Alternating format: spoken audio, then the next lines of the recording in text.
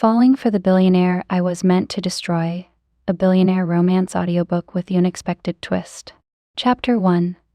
It was the kind of morning where the city shimmered glass buildings throwing sunlight at one another, the hum of ambition rising from the streets below. I stepped into the towering Weston tech headquarters, my heels clicking against the marble floor, a rhythmic reminder that I had arrived. I adjusted my navy blue blazer, smoothing the fabric like a suit of armor, and gave the receptionist my best I belong here smile. "Savannah Cole," I said, my voice steady. "Here for Mr. Weston." The receptionist, a young woman with sleek hair and a headset that looked like it might control the building, gave me a quick once-over. "He's expecting you," she said, gesturing toward the elevator bank. "Top floor." Of course it was the top floor. It couldn't be anywhere else, could it? The elevator doors whispered shut behind me, and I stared at my reflection in the mirrored walls. I looked polished, confident. A woman with sharp instincts and a sharper tongue. Good. That's exactly what Graham Weston needed. The elevator dinged, and the doors slid open to reveal an office that screamed wealth. The floor-to-ceiling windows framed a glittering cityscape, and the furniture sleek, minimalist, looked like it had been plucked straight from an art gallery. And there he was, Graham Weston. He stood near the window, hands tucked casually into the pockets of his tailored suit. The man was tall, impossibly polished, and had the kind of face that belonged on magazine covers. When he turned to face me, his eyes blue like the summer sky locked onto mine with an intensity that made my breath hitch. Great. 5 seconds in, and he already had the upper hand. "Ms. Cole," he said, his voice a smooth baritone that filled the space like it had been designed for acoustics. "Welcome to Weston Tech." I crossed the room with measured steps, extending my hand. "Mr. Weston," I said, keeping my tone professional. His handshake was firm, the kind that said, "I'm in charge, but I'm not trying too hard to prove it." "Graham, please," he said, releasing my hand but not his gaze. "You came highly recommended. I hear you're one of the best." I tilted my head, letting a hint of a smile curl my lips. "You hear correctly." A glint of amusement flickered in his eyes, and I had the strange sense he was trying to figure me out, like a puzzle with one missing piece. "Good. I don't have time for anything less." He gestured to a sleek leather chair opposite his desk. "Shall we get started?" I sat, crossing my legs neatly, and opened my leather portfolio. "Let's." He leaned back against his desk, crossing his arms, a picture of effortless power. "I assume you've been briefed on the situation." "I have," I said, keeping my voice steady despite the slight distraction of his presence. "You're facing allegations from Victor Hale, your competitor, accusing you of business malpractice. A smear campaign designed to undercut your credibility.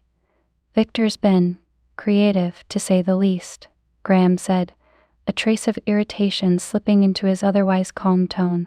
"The man's desperate, and desperation makes people dangerous. Desperation also makes people sloppy," I countered, lifting a brow. "If he's lying, I'll find it. And if he's not, I let the sentence dangle, waiting to see how he'd react." He smiled then, a slow, calculated smile that revealed nothing and everything. "I like your style, Ms. Cole." "Savannah," I corrected. "Savannah," he repeated, like he was testing the weight of it. "I think we'll work well together." I smiled back, keeping it sharp. "That's the idea." The meeting wrapped up with an efficiency that impressed me. Graham Weston was a man who valued time and made sure no one wasted his. As I gathered my things, he lingered near the window again, watching the city like it was his personal chessboard.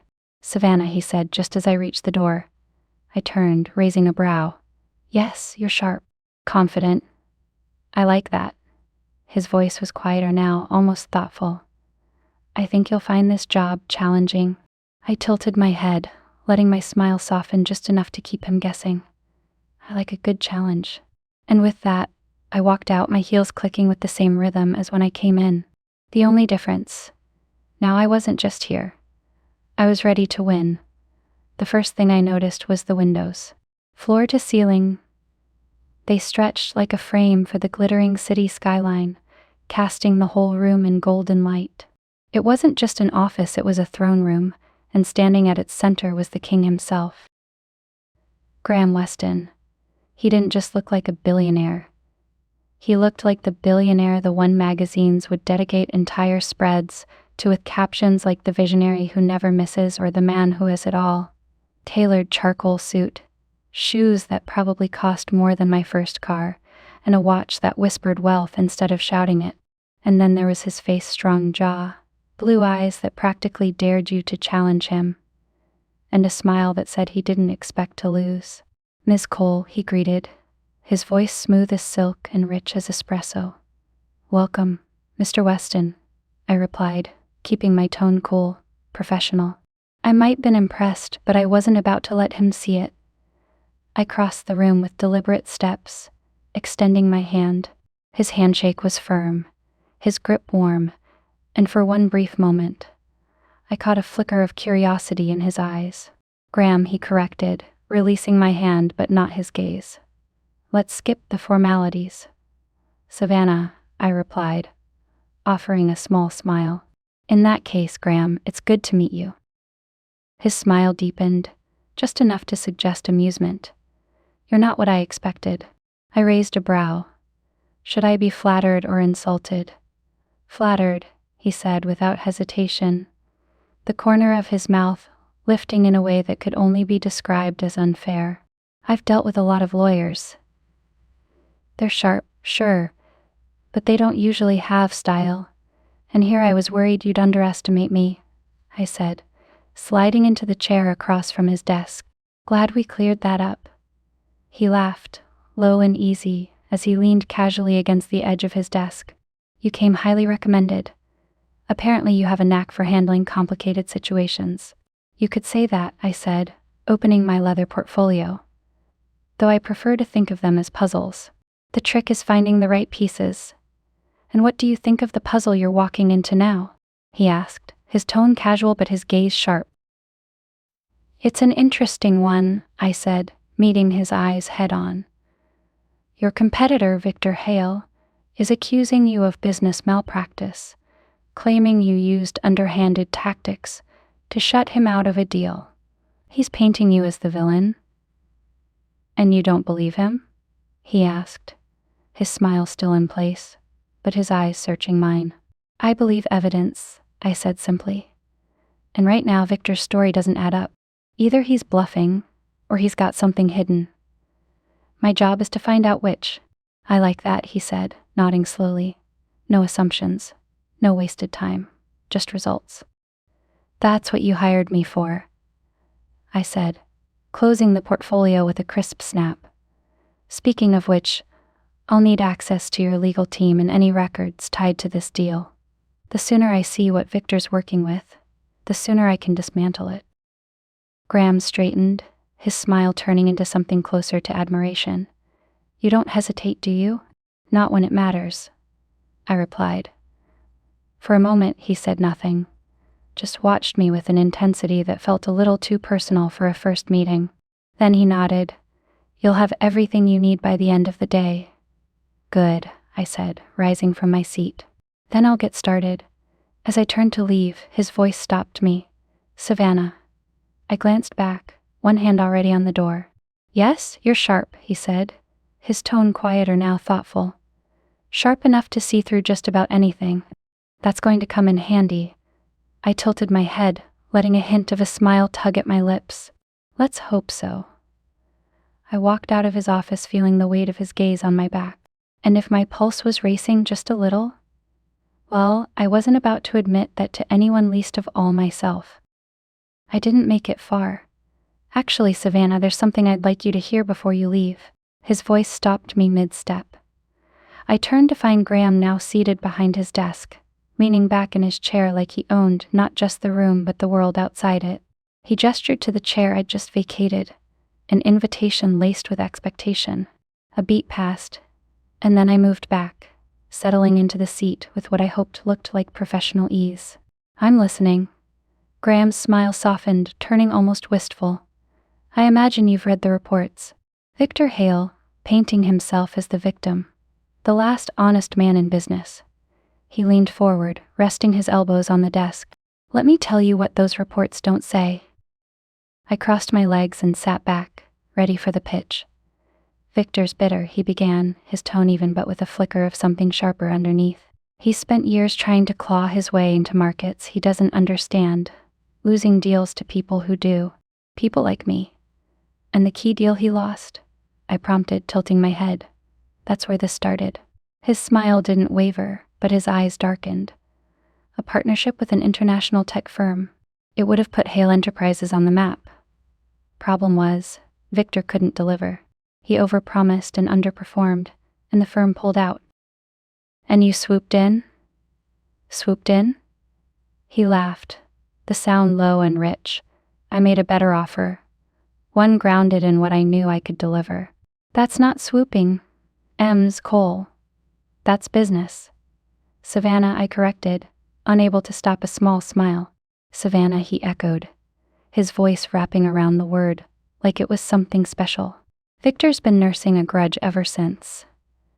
And now he's spreading lies to take me down, dragging my company's name through the mud to salvage his own reputation. Lies? I asked, watching him carefully. Every word, Graham said, his tone firm. He's claiming we used unethical tactics to secure the deal. Fabricating evidence, bribing officials, things I wouldn't dream of doing. Wouldn't dream of doing. I arched a brow, the corners of my mouth twitching upward. Careful, Savannah, he said, leaning in with a smile that was entirely too charming. I might think you're questioning my character. I wouldn't dream of it, I said lightly, though my gaze stayed steady on his. He laughed again, the sound filling the room and making it feel just a little warmer. You're sharp. I like that. And you're confident, I replied. But confidence doesn't win cases. Evidence does. His smile turned serious and he nodded. You'll have what you need. Every record, every contract, every shred of evidence that proves Victor Hale is lying. I trust you to see the truth. Trust. The word hung between us, heavy with meaning. It wasn't every day a man like Graham Weston handed over the keys to his kingdom. I'll find the truth, I said, rising again. That's what you hired me for. And if the truth isn't on my side? He asked, his voice quiet but charged. I paused, meeting his gaze head on. Let's hope it is.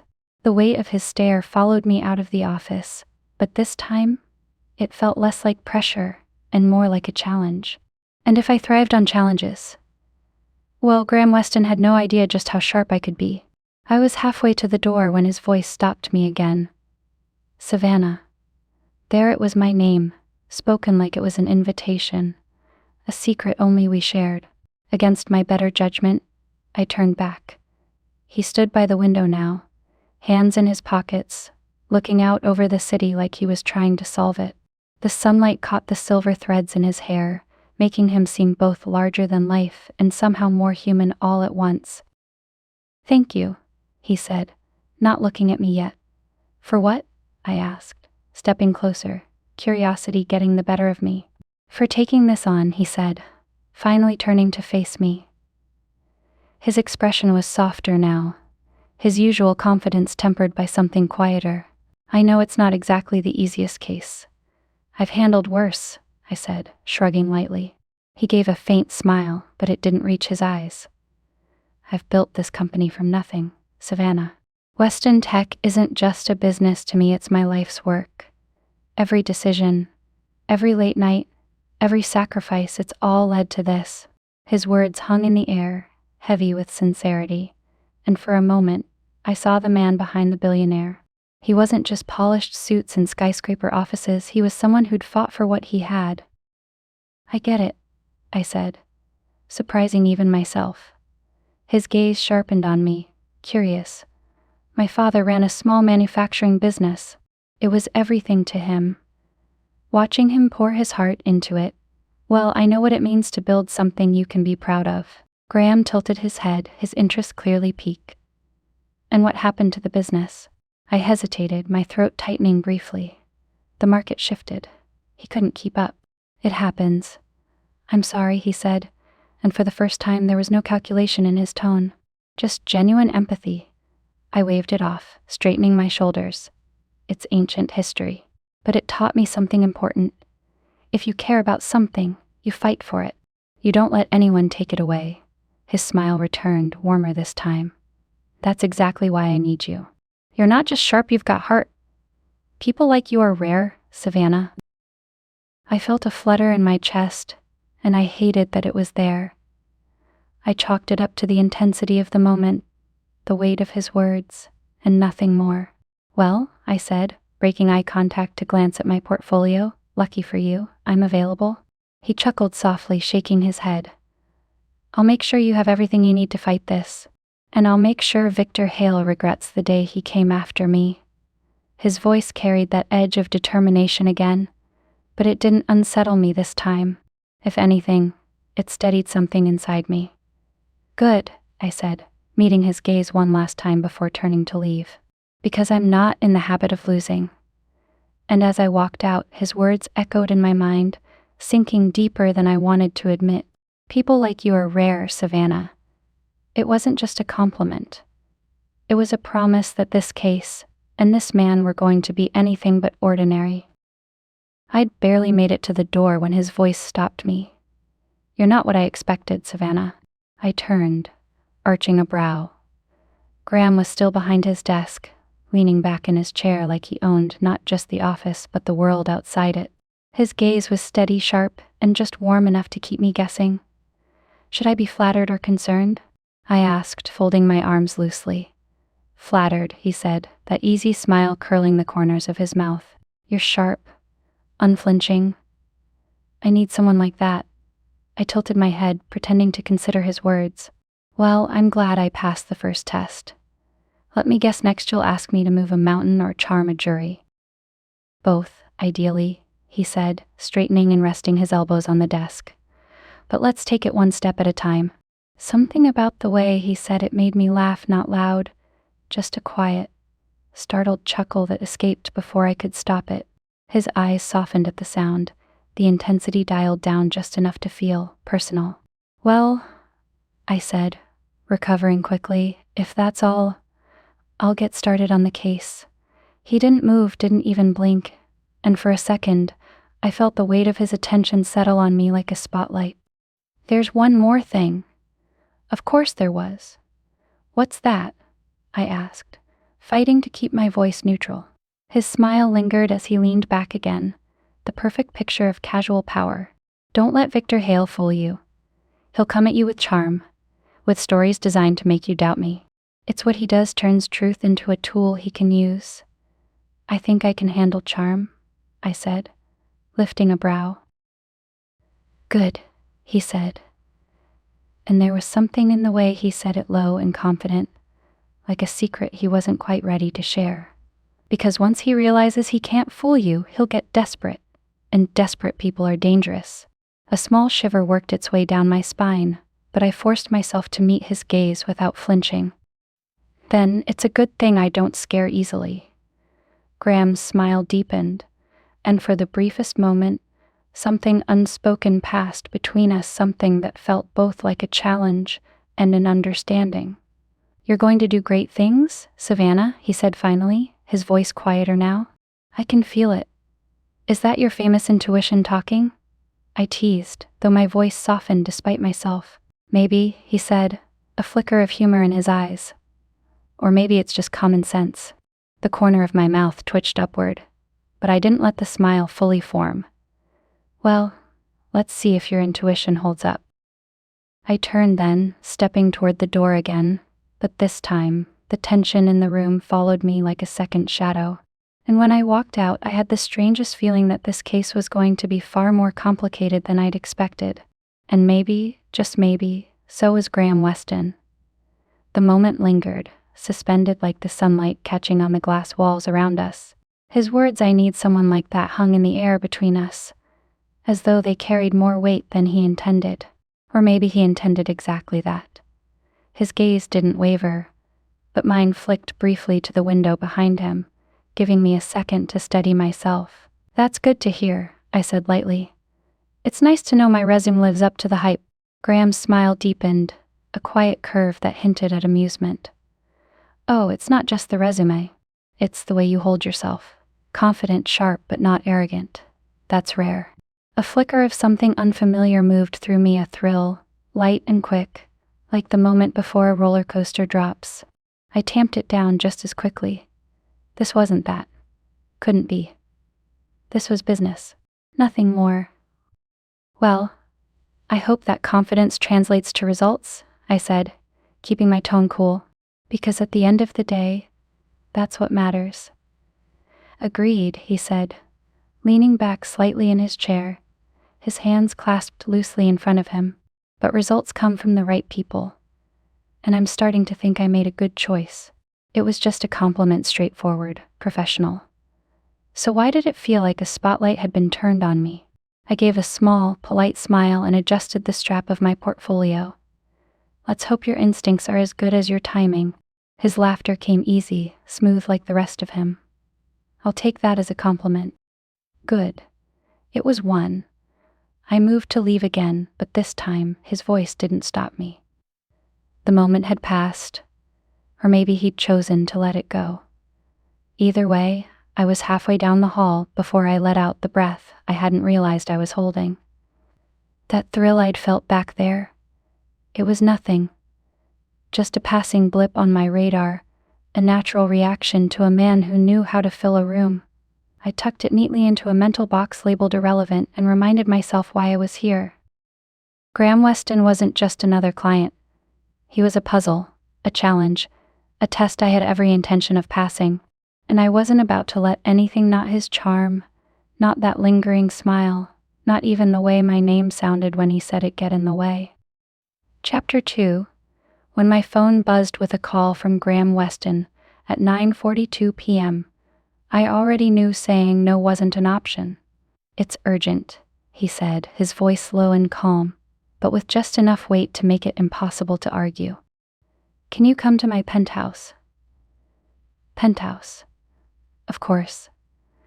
I hesitated for a fraction of a second, long enough to wonder if this was crossing some invisible line, but then I grabbed my coat and answered, on my way. By the time the elevator doors opened into the sprawling expanse of his penthouse, I'd rehearsed every version of, "This better be worth it," in my head. But then I saw him. He wasn't wearing a suit. No tie, no crisp shirt, no polished shoes. Instead, Graham Weston stood in the center of his impossibly sleek living room in black slacks and a fitted charcoal sweater that managed to look both casual and ridiculously expensive. His hair was slightly mussed, like he'd been running his hands through it. And for the first time, he looked less like a billionaire and more like someone real. Thanks for coming, he said, glancing up from a pile of papers on the glass coffee table. I know it's late. I stepped inside, trying to ignore the flutter of something I couldn't quite name. You could have called, I said, shrugging out of my coat and draping it over a chair. Or emailed. Or, I don't know, waited until a reasonable hour. He smirked. That lopsided grin that had a way of throwing me off balance. I'm not great at waiting. Really? I hadn't noticed, I said dryly, crossing the room to stand opposite him. The view from the windows was stunning, the city glittering beneath us, like a scattered treasure chest. But I focused on him instead. So, what's so urgent? Graham gestured to the coffee table, which was covered in folders, printouts, and a half-empty glass of what looked like whiskey. I was going over the files for the Hale case, and there are some gaps in the timeline. I need your take on it. I raised a brow. Couldn't that wait until tomorrow? Probably, he admitted, leaning back against the couch with an easy shrug. But I figured you'd rather fix it now than scramble later. He wasn't wrong. Still, I gave him a pointed look. You realize this isn't standard protocol for client-lawyer relationships, right? Is that your way of saying you're uncomfortable? He asked, tilting his head slightly, his gaze sharper now. Not uncomfortable? I said, sitting down and flipping open one of the folders. Just noting the lack of boundaries. I don't do boundaries well, he said with a small smile. You'll get used to it. I shook my head, fighting the urge to smile back. Don't count on it. The next hour passed in a flurry of notes, timelines, and caffeine-free focus. Graham's insights were sharp, his questions pointed, but his presence was different. Without the suit and boardroom demeanor, he felt less like a client and more like a collaborator, a very charismatic, very distracting collaborator. "You're quiet tonight," he said at one point, glancing at me over the rim of his glass. "I'm focused," I replied, jotting down a note. "Focused," he repeated, his voice dipping slightly.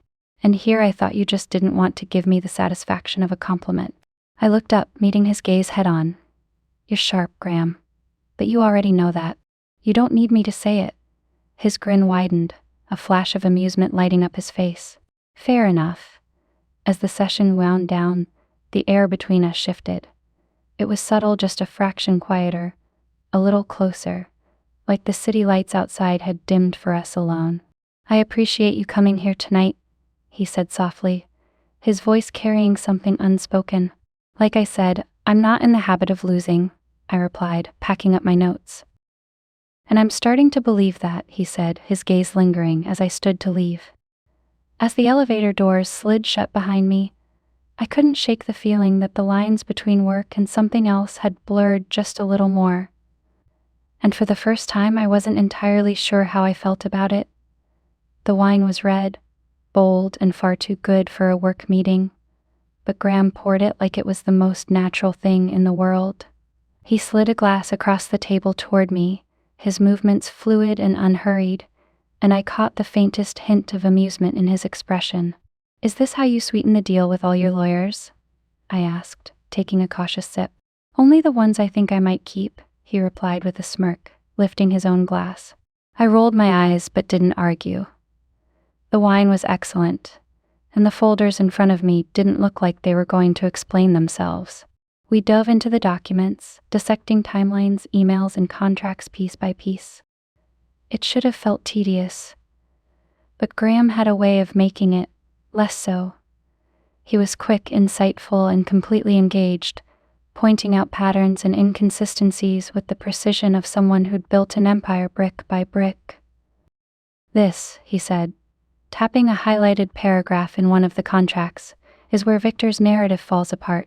He's claiming we strong-armed the client into signing, but this clause proves they approached us first."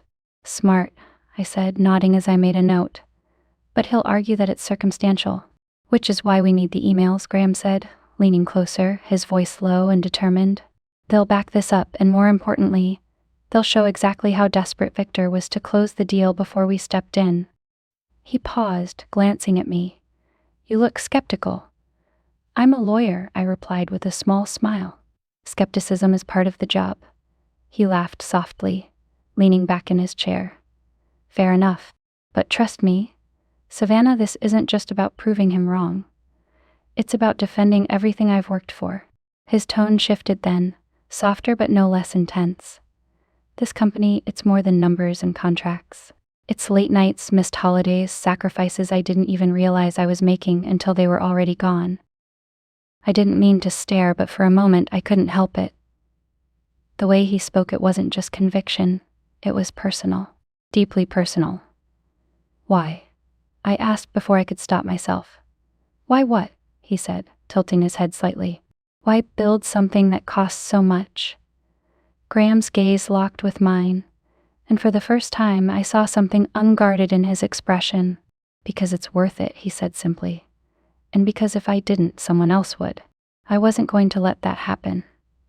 I nodded, unsure what to say, and turned back to the documents. But the air between us had shifted, warmer now, tinged with something unspoken. "So," Graham said after a moment, breaking the quiet. "Enough about me. What about you?" "What about me?" I asked, raising an eyebrow. "Your ambitions," he said, resting his chin on his hand as he studied me. "You don't strike me as someone who's content with the status quo." I hesitated, feeling the weight of his attention. "I want to be the best," I said finally. "Not just good, not just successful, the best." He smiled at that, a slow, deliberate smile that made my pulse skip. "I believe it," he said. "You're sharp, determined, a force to be reckoned with." "Careful," I teased, trying to lighten the mood. You keep talking like that, and I might start thinking you're trying to charm me. And if I was, he countered, his voice low, teasing. I blinked, caught off guard. Then I'd say you're wasting your time.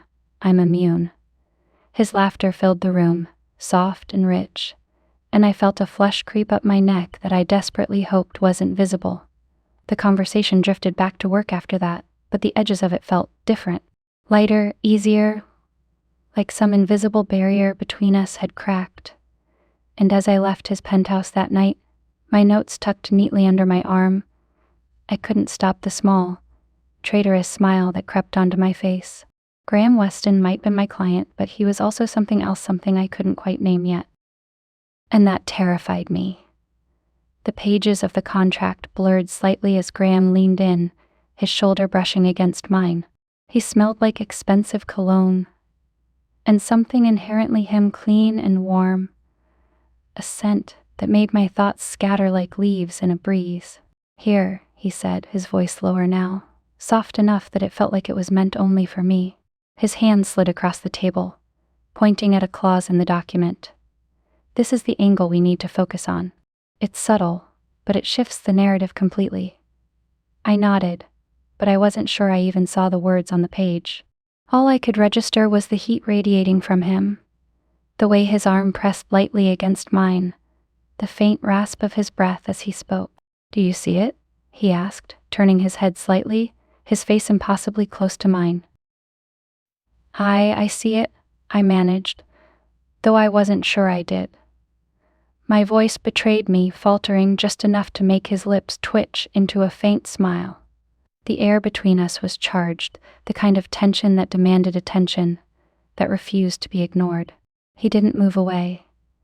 If anything, he leaned in further, his eyes searching mine, like he was looking for permission, or daring me to look away. "You're distracted," he said, his tone laced with something teasing, something dangerous. I blinked, heat rushing to my cheeks. "I'm not distracted," I said, too quickly. "Lear," he murmured, the words soft and almost playful. But there was nothing playful about the way he was looking at me now, intense, focused, like I was the only thing in the room that mattered.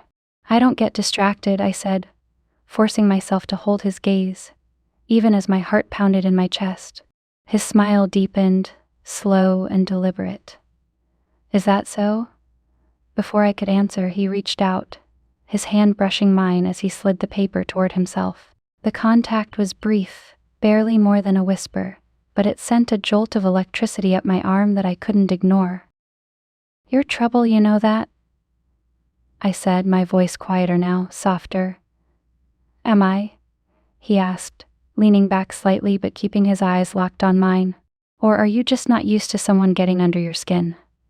My breath hitched, and I hated that he noticed. But the way his smile tilted just enough to show he knew exactly what he was doing told me he did. "This isn't professional," I said, though my voice lacked the conviction I wanted it to have. "No, it's not," he said, his tone unapologetic. "But it's honest."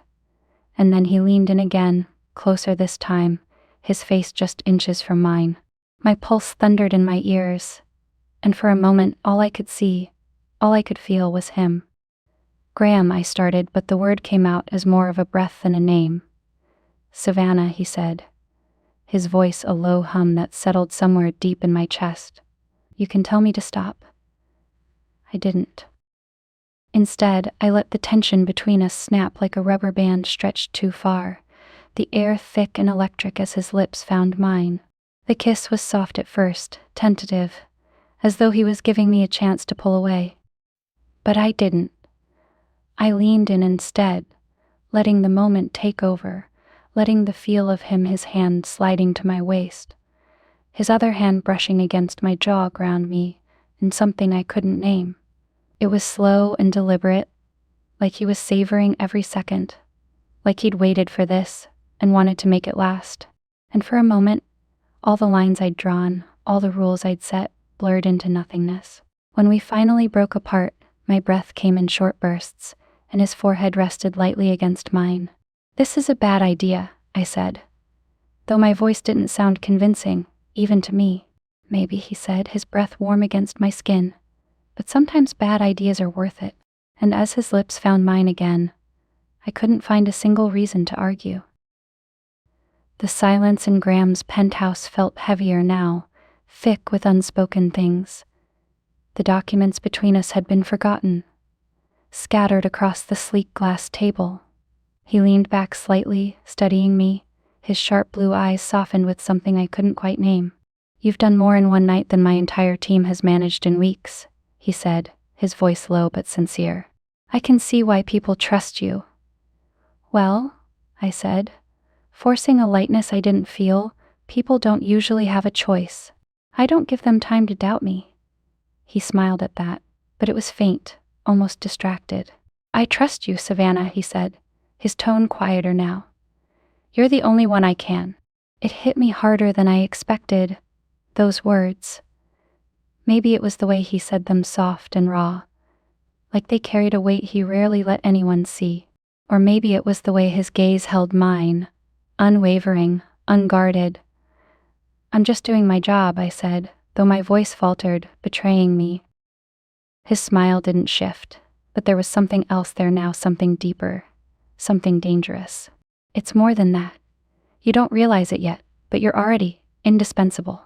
The word hung in the air, curling around us like smoke. I should have let it pass, should have laughed it off, deflected. But instead, I found myself frozen, caught in the gravity of his presence. Graham's hand moved then, just slightly, brushing against mine as he reached for a document. The touch was fleeting, so light it might have been accidental. But it wasn't. I knew it. He knew it. I swallowed, trying to focus on the paper in front of me, but the heat from that brief contact spread like wildfire. "Graham," I started, my voice barely above a whisper. He leaned in, his hand lingering near mine now, his gaze locked on me. "Yes?" I turned my head, and suddenly he was closer than I realized, close enough that I could see the faint lines around his eyes, the way his lips curved just slightly, like he knew exactly what he was doing to me. "This is," I trailed off, my breath catching. "Unprofessional," he finished, his voice dipping lower, softer. "Exactly," I said, but the word came out weak, more breath than conviction. "Maybe," he murmured, his eyes dropping briefly to my lips before meeting mine again. "But it's honest." The air shifted, tightened, until it felt like the entire room was holding its breath, and then his hand moved again. This time deliberately, his fingers brushing mine with a touch that was far too intimate to ignore. My heart thundered in my chest. And before I could think, before I could stop myself, I turned fully toward him. Our eyes met, and for one endless moment, everything else, the documents, the wine, the entire world disappeared. "Savannah," he said softly, like my name was something sacred. And then it happened. He leaned in, and I didn't pull away. His lips met mine, tentative at first, testing the waters. But the second I responded, the second I tilted toward him, the kiss deepened. It wasn't gentle anymore. It was raw, electric, the kind of kiss that stole the air from your lungs and made you forget why you were supposed to care. His hand slid to the back of my neck, his fingers threading through my hair as he pulled me closer. I didn't think. I didn't reason. I just moved, my hands finding the broad expanse of his shoulders, the solid heat of him grounding me in a moment that felt like it might consume me whole. He broke the kiss briefly, his forehead resting against mine, his breath coming in soft, uneven bursts. "Tell me to stop," he whispered, his voice rough, strained. But I didn't. Instead, I kissed him again, harder this time, pouring every ounce of confusion and longing and frustration into it. His hands moved to my waist, pulling me onto his lap in one fluid motion. And suddenly, there was no space between us, no boundaries left to cling to. His lips trailed from mine to the curve of my jaw, down to the sensitive spot just beneath my ear, and I gasped, my fingers tightening against him. "This is a bad idea," I managed, though my voice betrayed me with its breathless edge. "Maybe," he said, his lips brushing against my neck, sending shivers down my spine. "But it feels like the right one." And in that moment, as his hands roamed and his mouth claimed mine again, I couldn't find a single reason to argue. The room felt warmer now, the wine untouched, the documents forgotten. I sat curled against Graham, my head resting lightly on his shoulder, both of us breathing quietly in the aftermath of what could only be described as crossing every possible line. His arm wrapped around me, his hand tracing idle patterns on my arm. A touch so gentle it made me forget for a moment just how precarious this situation was. My heart was still racing, though slower now, more steady. Exhilaration buzzed faintly beneath my skin, like the aftershock of something electric. But alongside it came the whisper of doubt, the faint, insistent voice in the back of my mind that asked, "What did you just do?" "This is not what I expected when I walked into your office tonight," I said finally, my voice barely above a murmur. Graham chuckled softly, the sound low and rich, reverberating against me. "I didn't exactly plan for it either," he admitted, his fingers brushing a strand of hair from my face. "But I can't say I regret it." I sat up slightly, shifting so I could meet his gaze. His face was softer now, stripped of the sharp confidence he wore like armor. In its place was something raw, unguarded, and it made my chest tighten. "Are you sure this was smart?" I asked, my voice laced with uncertainty. His hand cupped my cheek, his thumb grazing my skin in a way that sent shivers down my spine. "Smart?" he echoed, his lips quirking into a small smile. "Probably not. But sometimes smart isn't what matters. Isn't that exactly what someone says when they've made a mistake?" I teased, though the words carried less weight than I intended. "Do you feel like this was a mistake?" he asked, his voice soft but serious now. I hesitated, unsure how to answer. Did I regret it? No. But did it complicate things in ways I wasn't ready to deal with? Absolutely. The conflict must have shown on my face because Graham leaned in closer, his expression steady, reassuring. "This doesn't change anything," he said, his tone low but firm. "If anything, it makes us stronger." I wanted to believe him. The way he said it, like it was an unshakable truth, almost made me forget the practical side of my brain screaming otherwise. Almost. "You're very good at saying the right thing," I murmured, though my voice lacked the bite I'd intended. He grinned then, that infuriating, disarming grin that made me feel like the ground wasn't as solid beneath me as it should have been. "That's because I mean it." For a moment, I let myself get lost in his gaze. The sharp blue of his eyes softened by something I hadn't expected to see there: vulnerability. It was that vulnerability that made me lean back against him, letting the doubts fade, at least for now. "All right," I said softly, my head resting against his shoulder again. "But if this blows up in our faces, I reserve the right to say I told you so." "Deal," he said, his voice warm with amusement. His fingers trailed absently along my arm, a quiet intimacy that made my pulse flutter all over again. "But for the record, I think this is going to work out just fine." I didn't reply. I didn't need to. The moment hung between us, fragile and fleeting, and for the first time in a long time, I let myself simply be in it. The questions, the consequences, the complicated nature of what we'd just done, those were problems for later. For now, there was only the warmth of his touch, the steady rhythm of his breathing, and the way the world outside seemed so far away. And for now, that was enough. Chapter 3. The package was waiting for me when I got back to my apartment.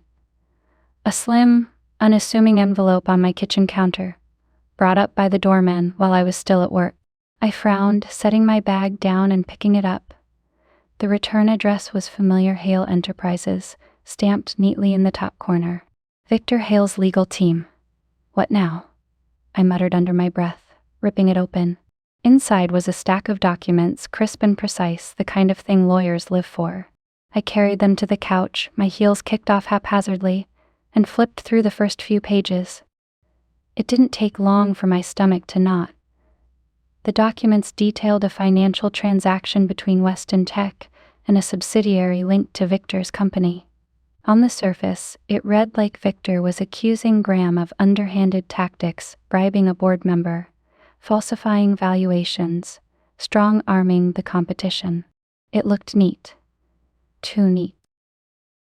Okay, Victor, I murmured, scanning the lines again. What game are you playing? At first glance, it screamed setup. The timing, the precision, the way the numbers almost begged me to find them damning. It was exactly the kind of thing you'd expect from a desperate man trying to claw his way out of the corner. But as I flipped back to the first page and traced the details again, a prickle of doubt started at the back of my mind. Something didn't add up. There was a pattern in the numbers that felt off. The transaction wasn't completely buried, it was right there, filed under Weston Tech's name. But why would Graham, a man meticulous to a fault, leave something so glaringly obvious for someone like Victor to find? I leaned back, tossing the papers onto the coffee table and staring at them like they might arrange themselves into a confession. The problem was, Victor Hale wasn't sloppy. Arrogant, yes. Calculated, definitely. But not sloppy. Which meant either he was getting desperate, or Graham wasn't as untouchable as he wanted me to believe. The thought made my chest tighten, though I wasn't sure if it was frustration or something closer to dread. I grabbed my phone and hovered over Graham's number, my thumb hesitating just above the screen. What was I even going to say? Hey, I just got a package from your arch nemesis that makes you look like a Bond villain, care to explain? Instead, I tossed the phone onto the couch beside me and reached for the wine I'd opened the night before. One glass wouldn't solve anything, but it might give me a minute to think. All right, Hale, I muttered, taking a sip and staring at the documents again. If this is your idea of an olive branch, you really need to work on your delivery. But the longer I stared, the heavier the doubt became. Because deep down I couldn't a nagging thought that maybe, just maybe, Victor wasn't bluffing. And if he wasn't, I'd just walked into a battlefield without knowing which side was the right one. Graham was standing at his desk when I arrived, his jacket slung over the back of his chair and his sleeves rolled up just enough to make him look less billionaire mogul and more guy who solves problems before breakfast. When he saw the folder in my hand, his eyebrows lifted slightly, and a faint smirk played at the corner of his mouth. That looks serious, he said, nodding to the papers like they were a schoolyard dare. You could say that, I replied, placing them firmly on the desk in front of him. Courtesy of Victor Hale's legal team. Thought you'd want to see it. Graham picked up the folder, flipping through the pages with a casual air that made me want to grab it back and shake it under his nose. After a few moments, he chuckled softly, shaking his head. Victor's playing dirty, he said, setting the documents down. This is what he does, create fake narratives to make me look bad. His voice was calm, almost amused, like I'd handed him a poorly written script for a crime drama. He leaned back against the desk, arms crossed, as though the whole thing was an inconvenience rather than a potential landmine. That's it? I asked, crossing my arms. Fake narratives? What else would you call it? He said, his tone light. Look at the way it's laid out, practically gift-wrapped for maximum damage. Victor knows he can't win on facts, so he's trying to win on headlines. I frowned, glancing down at the papers again. He wasn't wrong. The whole thing felt calculated. But something about his easy dismissal made me hesitate. You don't think there's even a chance I started? There's not, he interrupted, his gaze meeting mine with a steadiness that bordered on infuriating. Savannah, trust me. Victor has been pulling stunts like this for years. He thrives on chaos, on making people doubt what they know. His confidence was comforting in a way. It reminded me why I'd taken this case in the first place, because Graham Weston didn't just seem like the good guy. He made you believe it. But my instincts wouldn't quiet, not entirely. Still, I said slowly, it wouldn't hurt to dig a little deeper, just to be sure. Graham's expression softened, his smirk fading into something more thoughtful. He stepped closer, his voice dropping slightly. I get it, he said. You're thorough. That's one of the reasons I wanted you on this. But you need to trust me on this one, Savannah. Victor is a master at making people second-guess themselves. Don't give him that power. His words settled somewhere deep, a steady pulse that momentarily drowned out my doubts. But even as I nodded, even as I told myself to take his reassurance at face value, the prickle at the back of my mind remained. All right, I said, finally closing the folder and tucking it under my arm. But I'm holding on to these, just in case. Graham's smile returned, faint but unmistakable. Fair enough, he said, watching me like he knew he'd already won. As I turned to leave, his voice followed me, warm and teasing. Savannah, if you keep doubting me, I might start to think you're losing faith. I glanced back, offering a faint smile of my own. Not losing faith, just keeping my eyes open. And as I walked out of his office, the documents pressed tightly against my side, I couldn't shake the feeling that maybe, just maybe, I wasn't the only one doing the convincing in that room. As I reached the door, Graham's voice stopped me again, warm and teasing, like he'd just thought of something casually brilliant. Savannah, wait. I turned, already halfway through a polite exit line, but his smirk was waiting, disarming as always. Let's make a deal, he said, crossing his arms in a way that made him look more approachable than a man standing in a multi-million-dollar office had any right to. A deal? I asked, raising an eyebrow. I'm already on your payroll, Weston. What else do you need? His grin deepened, and I hated the way it made my stomach flip. When this nonsense with Victor blows over, let me take you to dinner. My way of saying thanks for keeping my world intact. I blinked, caught off guard for a split second. Dinner? Dinner? He repeated, as if the word was completely innocent. You eat, don't you? Occasionally, I said, fighting the smile threatening to tug at my lips. But isn't this a little premature? We don't even know if we'll win yet. We'll win, he said confidently, leaning back against his desk with the kind of ease that came from always being the one to call the shots. I've got you. And I don't lose. You've got a lot of faith in me, I said, shaking my head. I do, he replied, and for a moment, the teasing edge in his voice softened. More than you know. I laughed then, because what else was I supposed to do? The way he said it, so steady, so sure, was enough to make anyone forget the entire world didn't revolve around Graham Weston. Fine, I said, rolling my eyes but still smiling. Dinner. But don't get too comfortable, I'll hold you to that when this is all over. Looking forward to it, he said, his grin back in full force. I turned to leave again, but this time the knot in my stomach didn't loosen. If anything, it tightened. Because while Graham had a way of making you feel like everything was under control, like every problem was just another puzzle he could solve with charm and confidence, there was still that small voice in the back of my mind, whispering that I hadn't gotten the whole picture yet. I laughed off the unease as I walked back to my car, blaming it on late night and too much caffeine. But deep down I knew better, because if there was one thing I'd learned in my career, it was this: the truth always had a way of coming out, and something told me I hadn't even scratched the surface of Graham Weston's truth yet. The office had its usual buzz of organized chaos, but there was something different about the air whenever Graham and I crossed paths. It was like we'd developed our own little bubble, separate from the meetings and deadlines. And in that bubble, the rules seemed to shift. It started small, a shared smirk, when someone said something absurd during a meeting, or the way his gaze lingered just a second too long when I walked into a room. But now it had become a rhythm, an unspoken game that neither of us acknowledged outright. Case in point, our coffee breaks. I was standing by the office coffee machine, waiting for it to churn out its mediocre brew, when I felt him before I saw him. Graham Weston had a way of entering a room like he owned not just the space but everyone's attention. Morning, he said, his voice light but carrying that hint of amusement that always made me wonder if he knew something I didn't. Morning, I replied, not looking up from the machine. If you're here for coffee, you might want to rethink your life choices. This stuff's barely drinkable. He chuckled, stepping closer. Noted, but I'm more interested in the company than the coffee. I glanced at him, my lips curving despite myself.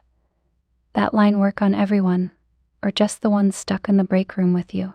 Just you, he said, leaning casually against the counter, His grin was infuriatingly charming, and I hated how easily it disarmed me. "Well, congratulations," I said dryly. "You've officially made terrible coffee slightly more tolerable." "I aim to please," he replied, lifting his mug in a mock toast as I grabbed mine. The banter continued throughout the day, spilling over into meetings. During one particularly dull strategy session, I caught him watching me from across the table. Not the quick glance of someone checking their phone or zoning out, but a steady, deliberate look that made heat creep up my neck. "Something on your mind, Graham?" I asked, keeping my tone light as I caught his gaze. "Plenty," he said smoothly, leaning back in his chair. "But most of it's not relevant to this meeting." The faintest twitch of a smile played on his lips, and I had to fight the urge to roll my eyes. He was impossible. And somehow, that made it harder to look away. By the time the meeting ended, I was more than ready to escape his orbit, but as we filed out, he caught up to me. "Busy later?" he asked, his voice low enough that only I could hear. "Why?" I asked, glancing at him sideways. "Thought I'd run a few ideas by you," he said, his tone casual but his eyes telling a different story. "Work ideas?" I pressed, raising an eyebrow. "Mostly," he said with a grin that was anything but innocent. I shook my head, biting back a smile. "You're incorrigible." "Just determined," he corrected, falling into step beside me. There was a lightness to it all, a playful edge that made the hours pass faster than they should have. But underneath the banter, I couldn't ignore the flickers of tension. The moments where his hand brushed mine as he passed a document, or the way his gaze lingered just a second longer than necessary. It was a line we weren't supposed to cross, but we danced dangerously close to it. And the more we danced, the harder it became to remember why that line existed in the first place. The office had gone quiet hours ago. The usual hum of phones and voices replaced by the soft click of my pen against paper. Graham sat across from me, sleeves rolled up, his tie discarded somewhere in the haze of another marathon work session. The only light came from the desk lamp between us, casting golden shadows that softened the sharp edges of his face. He was leaning forward, his focus intense as he scribbled notes on the latest strategy plan. It was easy to forget, in moments like this, that Graham Weston wasn't just my client. He was Graham Weston, the man everyone either wanted to be or wanted to take down. "Here," I said, sliding a revised draft across the desk. "If Victor's going to attack us on this, we need to get ahead of him with specifics. Cut off his narrative before he has a chance to spin it." Graham looked up, his blue eyes locking on mine for a fraction too long before he reached for the paper. "You're relentless, you know that?"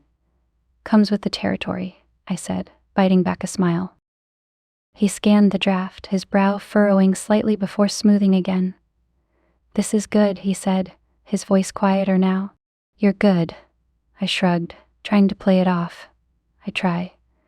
"No," he said, leaning forward, his voice dropping to a near whisper. "You don't just try, Savannah. You deliver. Every time." I felt the heat rise to my cheeks, and before I could brush it off, he leaned in closer, his elbows resting on the desk as his gaze stayed locked on mine. "I'm lucky to have you in my corner," he said, his tone soft but steady, like he meant every word. The warmth of his words spread through me, a quiet surge of pride that was impossible to ignore. I swallowed, forcing myself to look away, to focus on the papers in front of me, instead of the way he was looking at me, like I was the only thing keeping his world from falling apart. "Don't get too comfortable," I said lightly, though my voice lacked its usual edge. "I'm only as good as my next win." "You've already won," he said, leaning back slightly, but his eyes didn't leave mine. I laughed, though it came out quieter than I intended. "Flattery won't get you anywhere, Weston." "Who says I'm trying to get anywhere?" he replied, his grin softening into something that felt far too personal. The air between us felt heavier now, the silence stretching just a beat too long. I cleared my throat, breaking the moment as I reached for another stack of papers. "Let's focus on shutting Victor down, shall we?" I said, trying to steady my voice. Graham's smile lingered, but he nodded. "Right, Victor." But as I worked, the words on the page started to blur, replaced by images of the package I'd left sitting on my coffee table, the neat damning documents Victor had sent me, the doubts I'd shoved to the back of my mind since I first opened them. By the time I finally left the office that night, my thoughts were tangled in a web of conflicting truths. Graham's words echoed in my mind, "I trust you. You're the only one I can ... but so did the nagging questions I couldn't quite shake." Later, lying in bed, I stared at the folder Victor had sent me. The documents inside felt heavier now, like they carried more weight than I wanted to admit. What if Graham wasn't telling me the whole story? What if my loyalty, my growing connection to him, was clouding my judgment? The thought made my chest tighten, but I didn't open the folder again. Not yet. Instead, I lay awake, watching the shadows on the ceiling, and wondering if I was falling into the very trap I'd sworn I'd never step near. Chapter 4.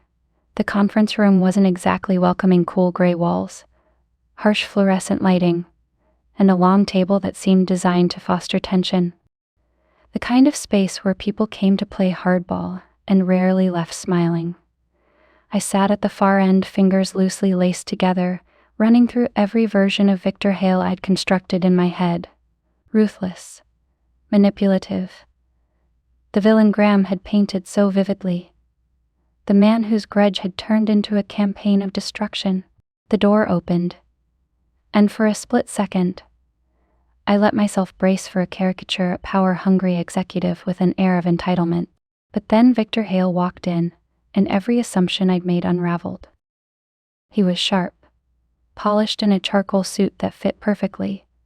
His dark brown hair was neat but not overly styled, and his hazel eyes carried the kind of focus that suggested he didn't miss much. There was nothing about him that screamed villain. In fact, he looked reasonable. "Ms. Cole," he said, his voice calm but firm as he extended a hand across the table. "Thank you for meeting with me." I shook his hand, noting the steadiness of his grip.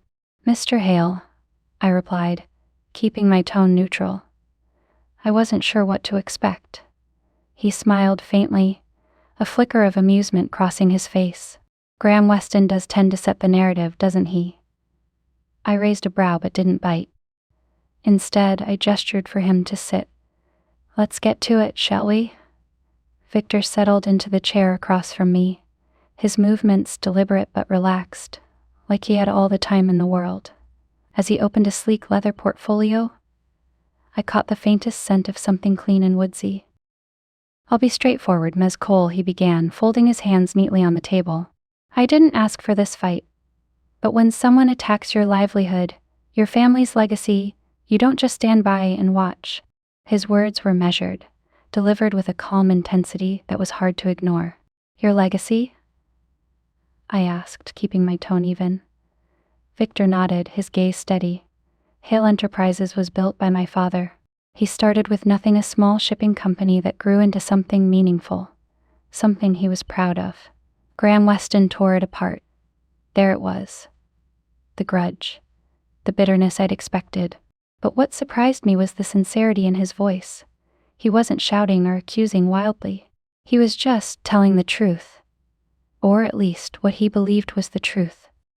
"I've heard Graham's side," I said carefully. "Of course you have," Victor said with a faint smile. "And I'm sure he's spun a compelling story. Graham's good at that, making himself the hero in every situation. But I think you're sharp enough to know there are two sides to every story." My stomach tightened, though I kept my expression neutral. "If you have evidence, Mr. Hale, I'm here to hear it." Victor's smile didn't waver as he slid a folder across the table. "I think you'll find this illuminating." I hesitated, then opened the folder, skimming the first few pages. It was a mix of financial reports, email correspondence, and meeting transcripts. Nothing about it screamed gotcha, but the details painted a picture that didn't align with Graham's narrative. Victor leaned back, watching me. "This isn't about revenge, Miss Cole. It's about accountability.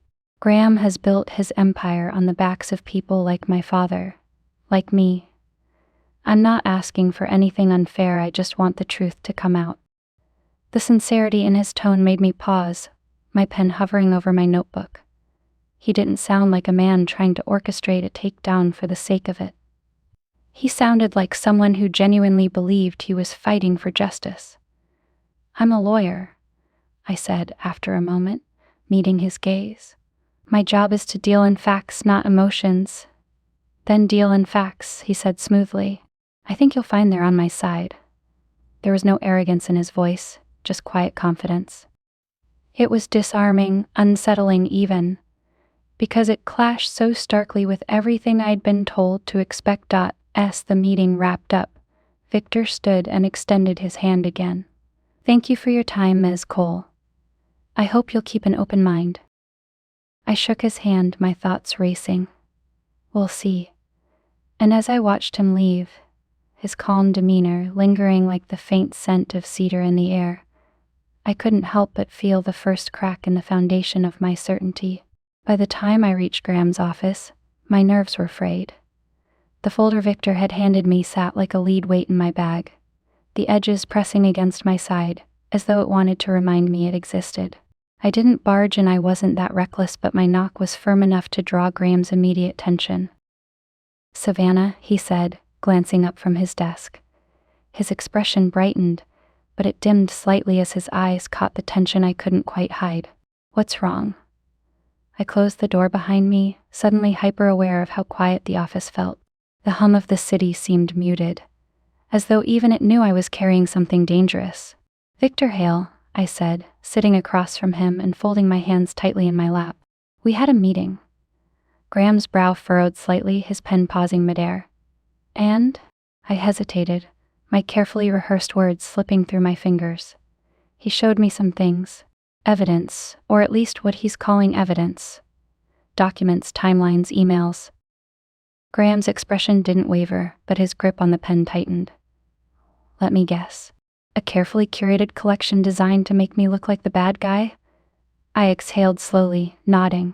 "He claims you orchestrated a hostile takeover of his family's company. That it wasn't just business, it was personal." Graham leaned back in his chair, letting out a low laugh that didn't quite reach his eyes. "Of course he does. That's Victor for you.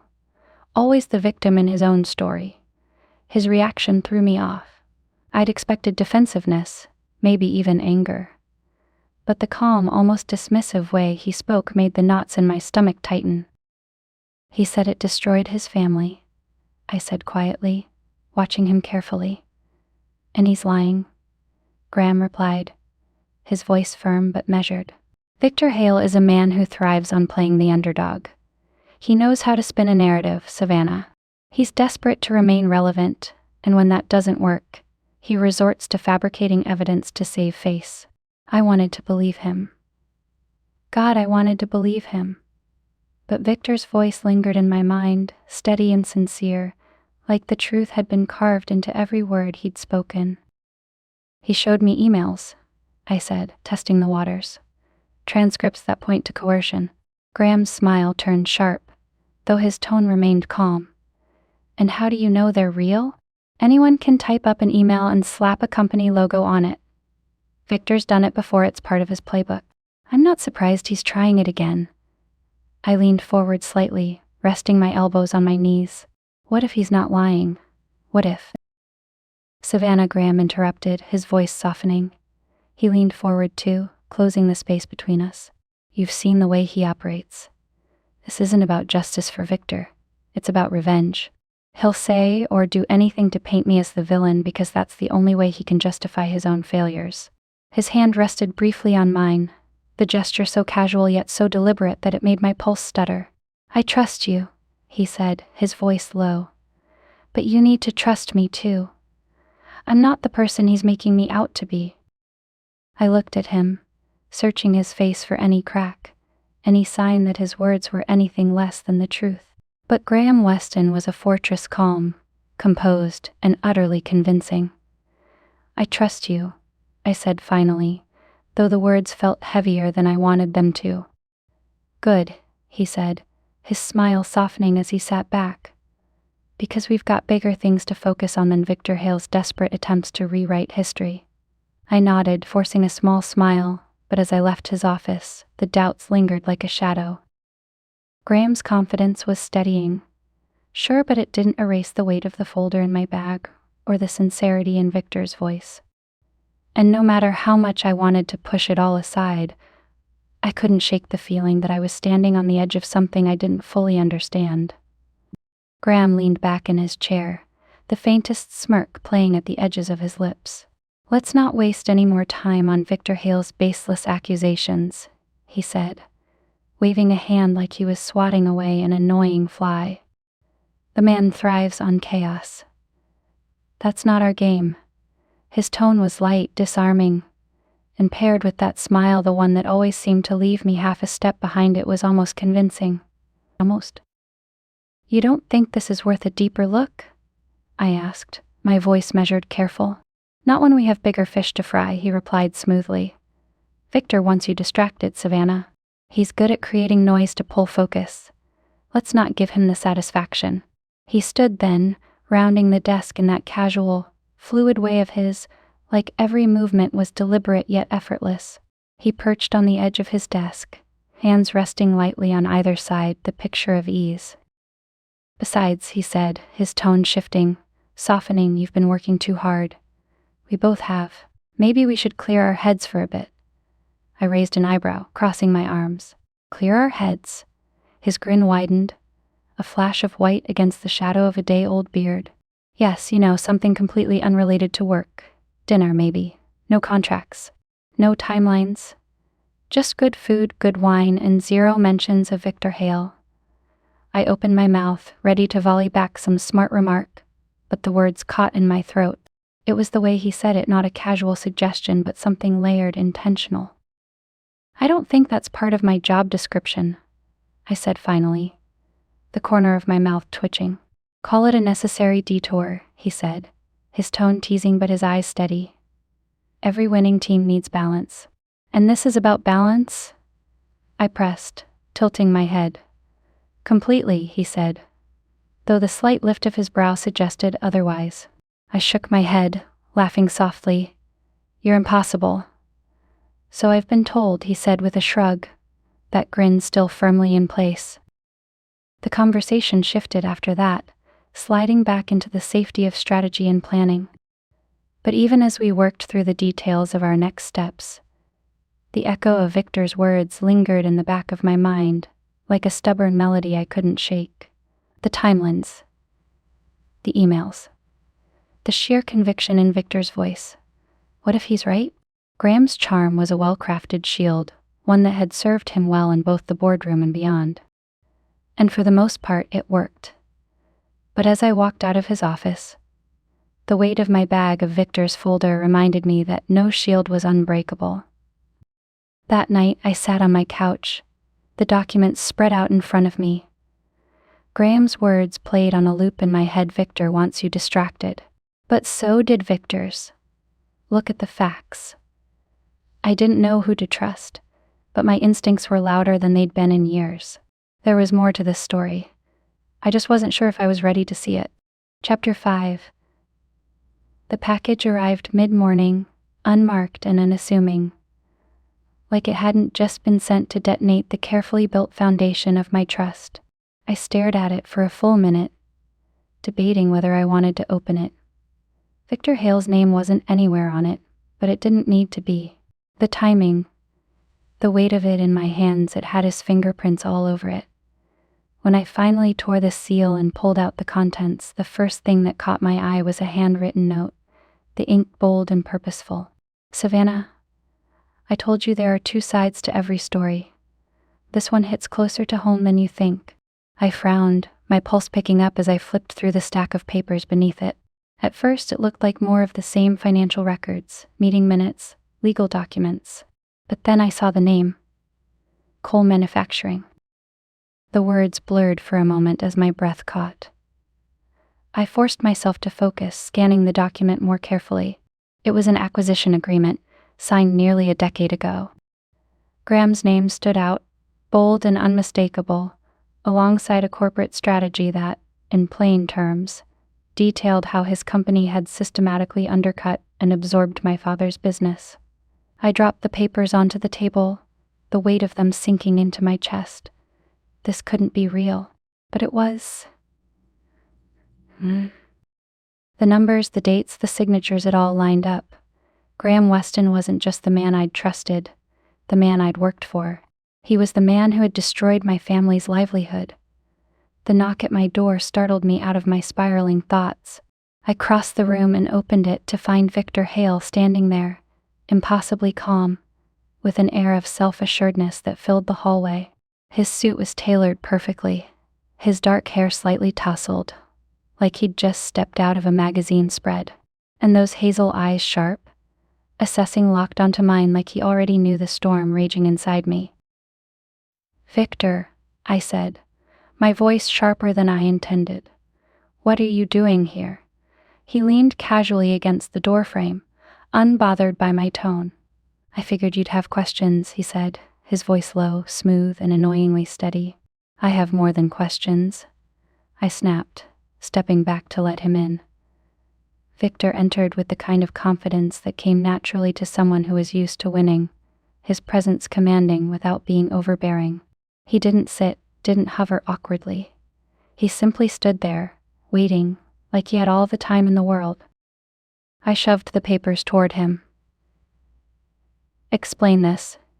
He glanced at the documents, then back at me, his expression unreadable. "What part needs explaining? The part where Graham's company buried your father's? Or the part where he probably never thought you'd find out?" My stomach churned. "Why are you showing me this? What do you want from me?" "I don't want anything from you," he said, his tone softening just slightly. "I want you to know the truth. You deserve that much." I laughed, a short, bitter sound. "The truth? You mean your version of it?" Victor stepped closer, his eyes narrowing slightly. "This isn't about me, Savannah. This is about you. Your family. Everything Graham Weston took from you without a second thought."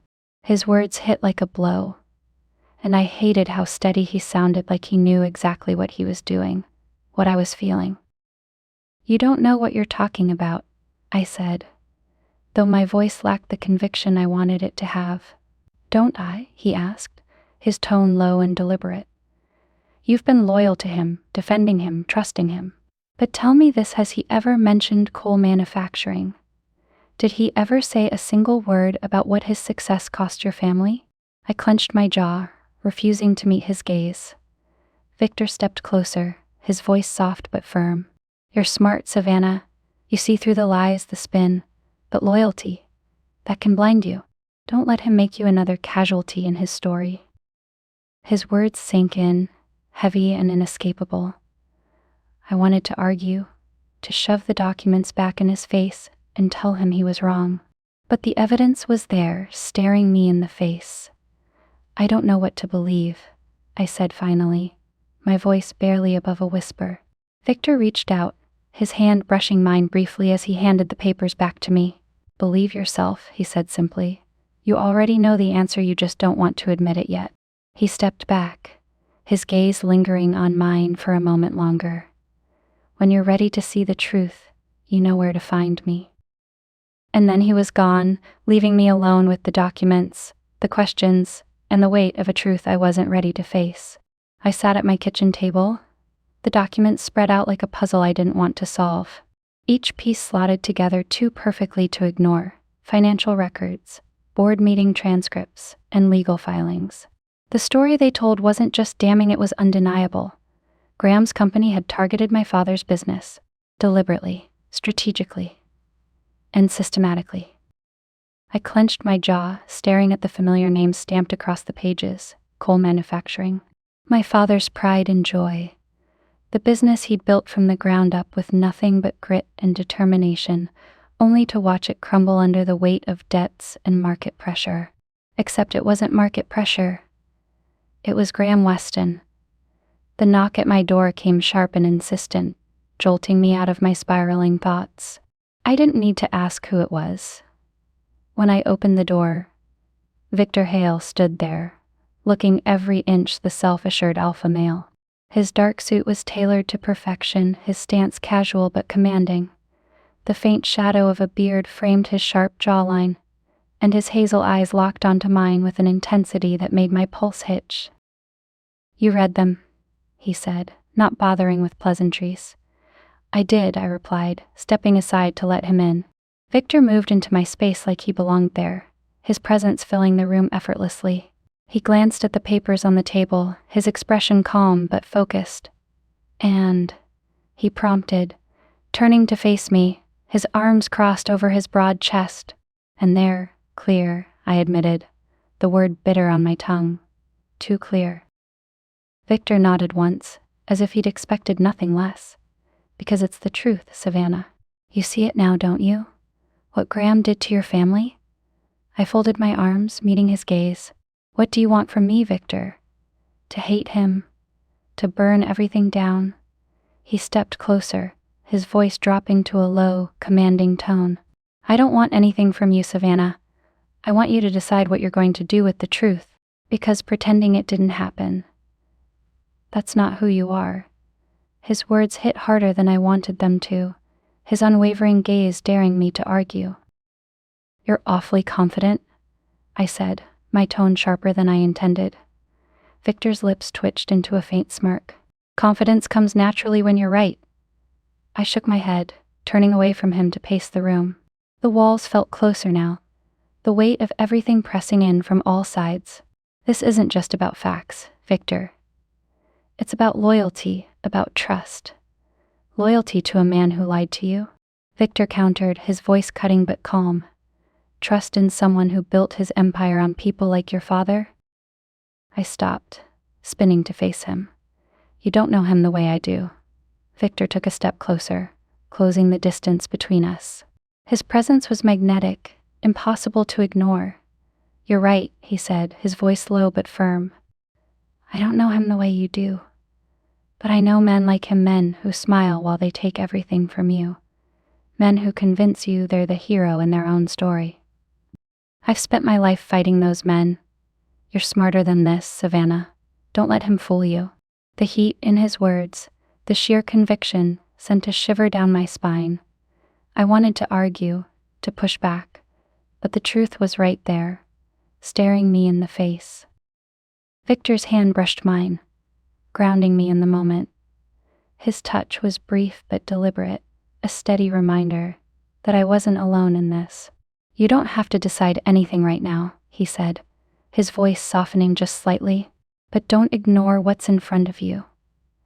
Not for him. Not for anyone." I swallowed hard, the lump in my throat refusing to budge. "I don't know what to do with this," I admitted, my voice barely above a whisper. Victor's gaze softened, though the intensity never left his eyes. "You'll figure it out," he said, "because you're not the kind of woman who looks the other way." And just like that, he was gone, leaving me alone with the evidence, the questions, and the unmistakable weight of the truth. I stared at the papers again, my father's name glaring back at me, and for the first time in years, I felt the cracks in the foundation of my carefully built life begin to widen. I sat at my kitchen table, staring at the papers like they might catch fire if I looked too long. Each line, every number, every signature, they all pointed to the same inescapable truth. Graham Weston had destroyed my family's business. The weight of it pressed down on me, an invisible force that made it hard to breathe. I ran my fingers through my hair, tugging lightly at the ends like it might pull me back to reality. But the truth was there, clear and unrelenting, no matter how much I wanted to look away. I thought about my father, the way he'd carried himself with quiet pride, even when the world felt like it was crumbling around him. He never talked much about those final months at Cole Manufacturing. "The market's tough," he'd said once, his voice calm but distant. "Sometimes you just can't keep up." But he had no idea. None of us did. The market hadn't killed his business. Graham had. My stomach twisted, a sick, sinking feeling that settled deep and refused to leave. How could I have been so blind? How could I have sat across from him, trusted him, cared for him, and never seen it? "Graham," I whispered, the name catching in my throat like a splinter. It wasn't just professional anymore. That was the worst part. Somewhere along the way, I'd let him in, let my walls down just enough for him to slip through. I'd believed him when he said he trusted me, when he called me sharp, when he looked at me like I was the only person in the room who mattered.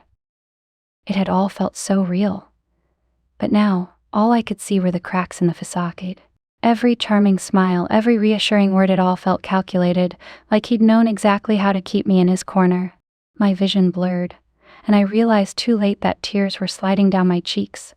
I wiped them away quickly, annoyed at myself for letting him get under my skin even now. Pull it together, Savannah. I stood abruptly, pacing the room in restless circles. I wanted to scream, to throw something, to drive to Graham's penthouse and shove the evidence in his face. But instead, I stopped at the window, staring out at the city lights that glittered far too brightly for the weight of my world. This wasn't just a professional betrayal. It was personal. I thought about the late-night strategy sessions, the stolen glances, the way he'd told me I was indispensable. How much of it was real? Had any of it been real? A bitter laugh escaped my lips, and I pressed my palms against the cool glass. "You played me," I muttered, the words tasting like ash. And yet, even as anger flared hot and sharp in my chest, doubt lingered. Part of me wanted to believe there was an explanation, some missing piece that would make it all make sense. But another part of me, the part that knew how the world worked, the part that had built walls for a reason, knew better. Graham Weston wasn't just a man who made hard decisions. He was a man who destroyed lives to build his empire. And I'd been a fool to think I was the exception. I turned away from the window, the documents still spread out on the table like a cruel joke. I didn't know what my next move was, but one thing was certain. I couldn't ignore the truth anymore. Graham Weston had broken something in me, and I wasn't sure it could be put back together. The apartment was too quiet. It wasn't peaceful, it was the kind of silence that felt heavy, like it was daring me to fill it. I stayed curled up on the couch, my knees tucked under me, staring at the faint reflection of city lights flickering against the window. Victor's words echoed in my mind. "Don't let him fool you. You're smarter than that." I hated how sure he'd sounded, like he already knew what decision I would make, like he already knew the cracks in my loyalty were there, even if I hadn't admitted it yet. And Graham, God, Graham. I closed my eyes, replaying every interaction, every moment that had once felt so steady, so certain. The late-night strategy sessions, his soft-spoken reassurances, the way he'd smiled when he said, "You're the only one I trust." Had that been real? Or had it all been part of some masterful manipulation? My chest tightened as I thought about the way he could flip a room with a single look, that effortless charm, that quiet intensity that made you feel like the center of his world. I'd told myself it was genuine because I'd wanted to believe it. But now, with the weight of Victor's evidence pressing on my conscience, I wasn't so sure. I stood abruptly, pacing the living room, my bare feet brushing against the cool hardwood floor. My mind replayed his words from earlier. Victor's desperate. He'll say anything to make me look bad. But there had been no desperation in Victor's voice when he handed me that folder. No theatrics, no bravado. Just calm, unshakable conviction. I pressed my hands against my temples, the memories colliding like a storm in my head. Graham, leaning across his desk, his voice soft but firm. "This doesn't change anything. It makes us stronger." Victor, his hazel eyes locked on mine, steady and unrelenting. "You see the truth, Savannah. You just don't want to admit it yet." The worst part was they were both right in their own way. I didn't want to admit it, because admitting it meant questioning everything I'd built with Graham, not just as his lawyer, but as someone who'd let herself believe she could trust him. I sank back onto the couch, my hands trembling slightly as I picked up the nearest throw pillow and hugged it tightly. The room still smelled faintly of the lavender candle I'd lit earlier, an attempt to calm myself that had failed miserably. Was it all a facade? The way Graham had shared pieces of himself, his struggles, his ambition, was that vulnerability real? Or had it been calculated to pull me in, to keep me on his side? And if it was real, did it even matter now? The quiet stretched, and I let it, my thoughts spiraling into an endless loop of questions I couldn't answer. I thought about calling someone, maybe my sister or an old friend, but the idea of explaining all of this felt impossible. I wasn't ready to say it out loud yet. Instead, I stayed there, curled up in the too quiet apartment, letting the weight of the betrayal settle in. Graham's voice lingered, smooth and familiar, but it was Victor's that stayed loudest, cutting through the haze. "You're smarter than this, Savannah." For the first time in days, I wasn't sure if he was right. The sound of my phone buzzing on the coffee table cut through the silence, making me jump. I glanced at the screen, half expecting it to be Graham. But when I saw Victor Hale's name, I froze. Part of me wanted to ignore it, let it ring until his name disappeared. But my thumb had other plans, swiping across the screen before I could talk myself out of it. "Victor," I said, my voice coming out steadier than I felt. "Savannah," he replied, his tone calm, like he wasn't surprised I'd answered. "I wanted to check on you." I frowned, curling my legs beneath me. "Check on me? You're not exactly in the habit of making house calls." His chuckle was low, the kind that felt like it carried weight. "I figured after what I handed you, you'd be processing." "Processing? That was one word for it." "That's one way to put it," I said, leaning back against the couch cushions. There was a pause, but not an awkward one. Just long enough for me to feel like he was choosing his next words carefully. "I know what it's like," Victor said finally. "To find out the person you trusted, the person you thought you knew, wasn't who they pretended to be." Something about the way he said it made me sit up straighter. "And who did you trust, Victor? You don't exactly strike me as the trusting type." His laugh was softer this time, almost self-deprecating. "Fair enough. But once upon a time, I believed in Graham Weston too. I thought we were just competitors, two guys chasing the same dream. It took losing my family's business to realize he wasn't chasing anything he was taking." The rawness in his voice caught me off guard. It wasn't just anger or bitterness. It was something deeper, something that felt a lot like pain. "He never even flinched," Victor continued, his tone quieter now. "When my father lost everything, when my family fell apart, Graham just moved on to the next target. Like we were nothing more than numbers on a spreadsheet." I swallowed hard, the knot in my chest tightening. I hadn't expected this from Victor. Not the vulnerability, not the quiet conviction that made his words hit harder than I wanted them to. "I'm sorry," I said, the words slipping out before I could stop them. His voice softened. "You don't have to apologize. This isn't your fault." "I know," I said quickly, though it didn't feel true. "But it doesn't change what happened. To you, to your family, to mine." Victor's silence felt heavy, but not in a bad way. Like he was letting the weight of the moment settle before speaking again. "You're starting to see it now, aren't you?" he asked. The cracks in his story? I closed my eyes, pressing my palm against my forehead. "I don't know what I'm seeing," I admitted.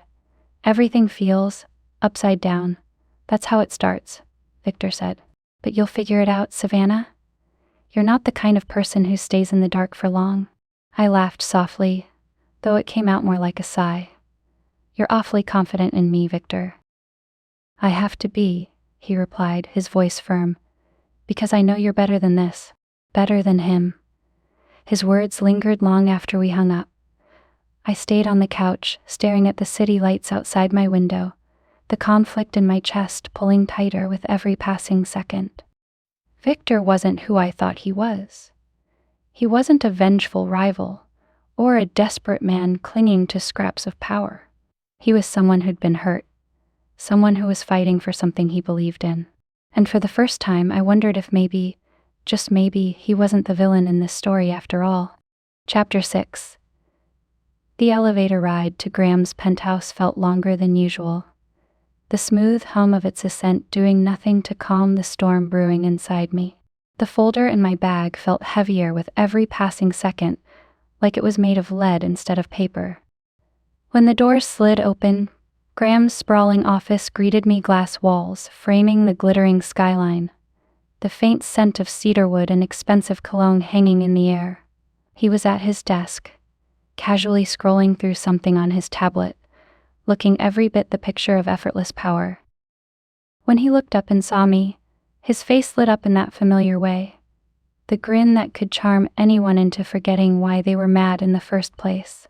"Savannah," he said, standing and spreading his arms slightly, like he was welcoming me home. "To what do I owe the pleasure?" I didn't return his smile.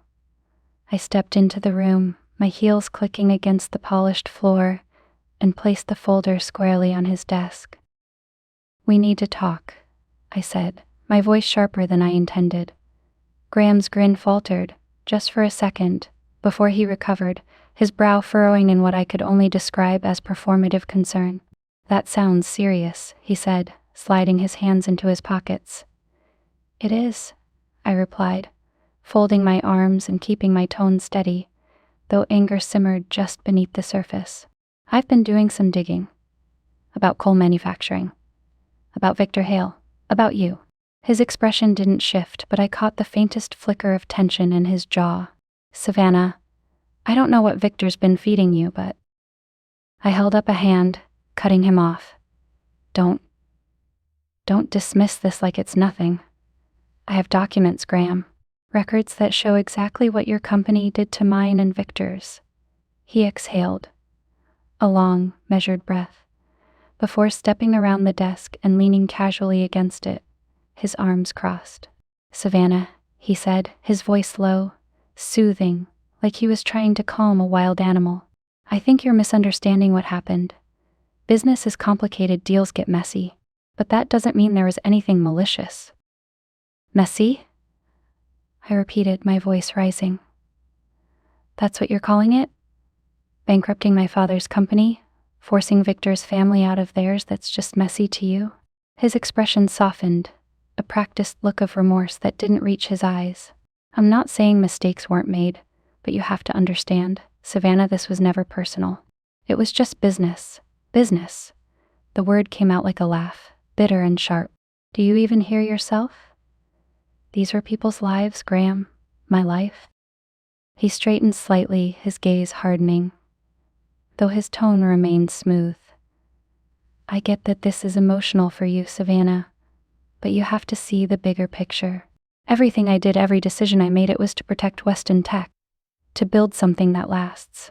Don't you dare spin this into some noble crusade," I snapped, stepping closer. "You didn't protect anything. You destroyed people. Because it was convenient for you. Because you could." Graham's jaw tightened, his charm slipping for the first time. "And what do you think Victor's doing now?" He shot back. "He's using you, Savannah. Manipulating you with half-truths and cherry-picked evidence because he knows you'll listen. You're smarter than that." "Don't," I said, my voice shaking slightly but firm. "Don't make this about him. This is about you. About what you did. And the worst part is, I believed you, Graham. I trusted you." For a moment, he said nothing, his gaze fixed on me, unreadable. Then he sighed, his shoulders dropping slightly. "You want the truth," he said quietly. "Fine. Yes, I made hard decisions, decisions that hurt people. But I did it because I had to. Because this world doesn't give second chances to people who hesitate." His words hung in the air, sharp and heavy. "You didn't have to, Graham," I said, my voice softer now, but no less angry. "You chose to. And now you're trying to convince me it was justified." His expression shifted again, back to that practiced calm, but there was something colder underneath it now. "You're making a mistake," he said evenly. "Victor doesn't care about you, Savannah. He's using you to get to me.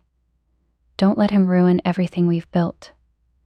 I stared at him, the man who had once felt so steady, so certain, and all I could think was how wrong I'd been. "This was never about we, Graham," I said, turning toward the door. "This was always about you."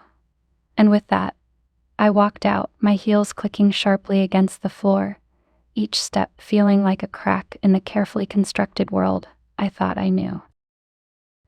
I didn't let the silence stretch for long. "Graham," I said, my voice sharper now, cutting through the practiced calm he always carried like armor. "You're not answering the question. Did you orchestrate the collapse of coal manufacturing? Did you ruin my father's business to make room for your empire?" His jaw tightened. the flicker of something unreadable flashing through his eyes before he exhaled deeply. "Savannah," he began, his tone measured, "you're looking at this the wrong way." "The wrong way?" I snapped. "What other way is there to look at it? You destroyed my family's livelihood, my livelihood, and you're sitting here acting like it's nothing." His gaze locked onto mine, the warmth that usually softened his expression replaced by something colder, harder. "I made decisions, Savannah. Hard decisions. Decisions that weren't always clean or easy, but they were necessary. Do you think Weston Tech grew to what it is by playing nice with the competition?" I stared at him, my heart pounding in my chest as his words sunk in. "You're saying it was justified? That it was necessary to crush people's families because it helped your bottom line?" Graham straightened, his shoulders squaring, his tone shifting from calm to clinical. "Sometimes you have to break a few rules to stay on top," he said, his voice cutting through the air like ice. "Your father's business wasn't going to survive. The market was changing, and they weren't keeping up. All I did was take advantage of an opportunity." My stomach churned at his words, at the ease with which he spoke about dismantling lives. "And what about me?" I asked, my voice trembling but firm. "Did you take advantage of me too? Did you see me as just another piece on your chessboard?" "Don't be dramatic, Savannah," he said, his tone dismissive. "You're better than that." "No," I said, stepping closer, the heat rising in my chest. "Don't you dare dismiss me. I believed you. I trusted you." "And you trusted me?" he interrupted, his voice sharp now, cutting off my words. "You mean you were easily swayed by Victor Hale and his sob story? You let him get into your head, and now you're standing here accusing me without understanding the bigger picture." I froze, his words hitting harder than I expected. "This isn't about Victor," I said, though even as I said it, doubt crept into the edges of my mind. "Isn't it?" Graham pressed, his tone colder now, a sharp edge to every word. "You're playing right into his hands, Savannah. He's using you to get to me, and you're letting him. Do you really think he cares about you? About your family?" My chest tightened, anger and hurt twisting together in a way that felt suffocating. "This isn't about loyalty to Victor. It's about the truth. And the truth is, you betrayed me, Graham. You betrayed everything I thought I knew about you." His gaze didn't waver, but the silence that followed felt heavy, charged. When he finally spoke, his words were slow and deliberate. "Be careful, Savannah. You're walking a fine line. Don't let your emotions cloud your judgment, or you'll end up making a mistake you'll regret." The warning hung in the air like smoke, suffocating and impossible to ignore. I stared at him, the man who had once seemed so steady, so sure, and in that moment, I realized the truth wasn't just in the documents Victor had given me. It was here, in Graham's words, in the cold calculation in his eyes. "I think I've already made my decision," I said quietly, turning toward the door. Graham didn't stop me this time. He just stood there, watching, the weight of his betrayal settling over me like a shadow I couldn't escape. The cool evening air bit at my cheeks as I walked briskly down the street, the city lights blurring in my peripheral vision. I didn't have a destination in mind, not at first. I just needed to put as much distance as possible between myself and Graham Weston. By the time I stopped, I realized my feet had carried me to a small park tucked between skyscrapers, the kind of place that was easy to miss if you weren't looking for it.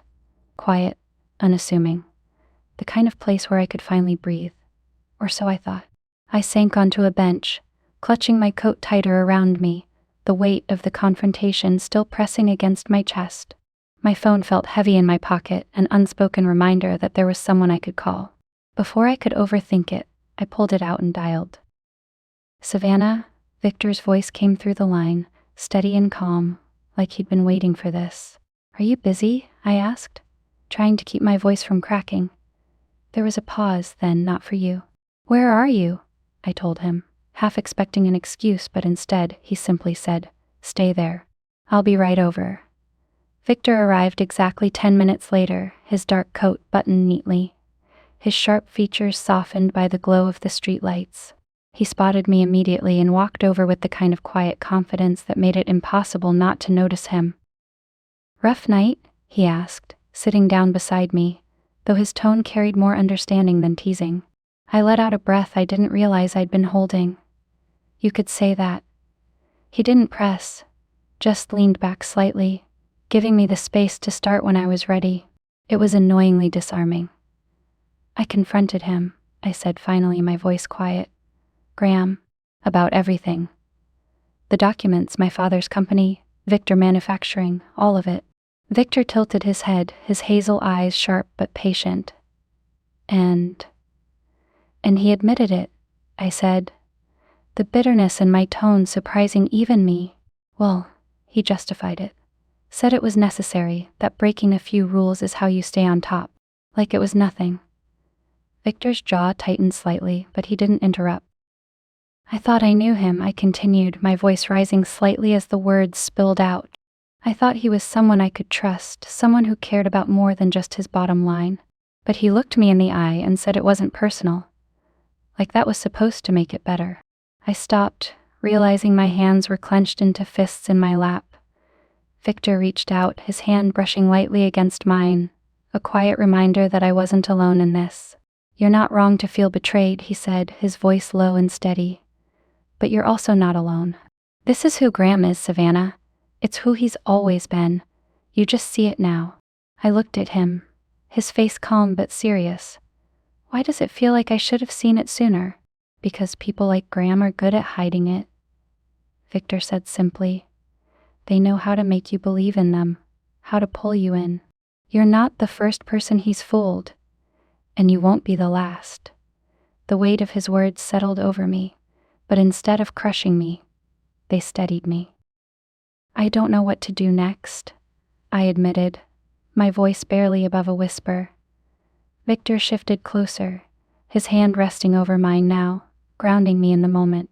"You don't have to have all the answers right now, but you're stronger than you think, Savannah. You trusted your instincts, and they brought you here. That's the first step." I nodded, though the knot in my chest didn't fully loosen.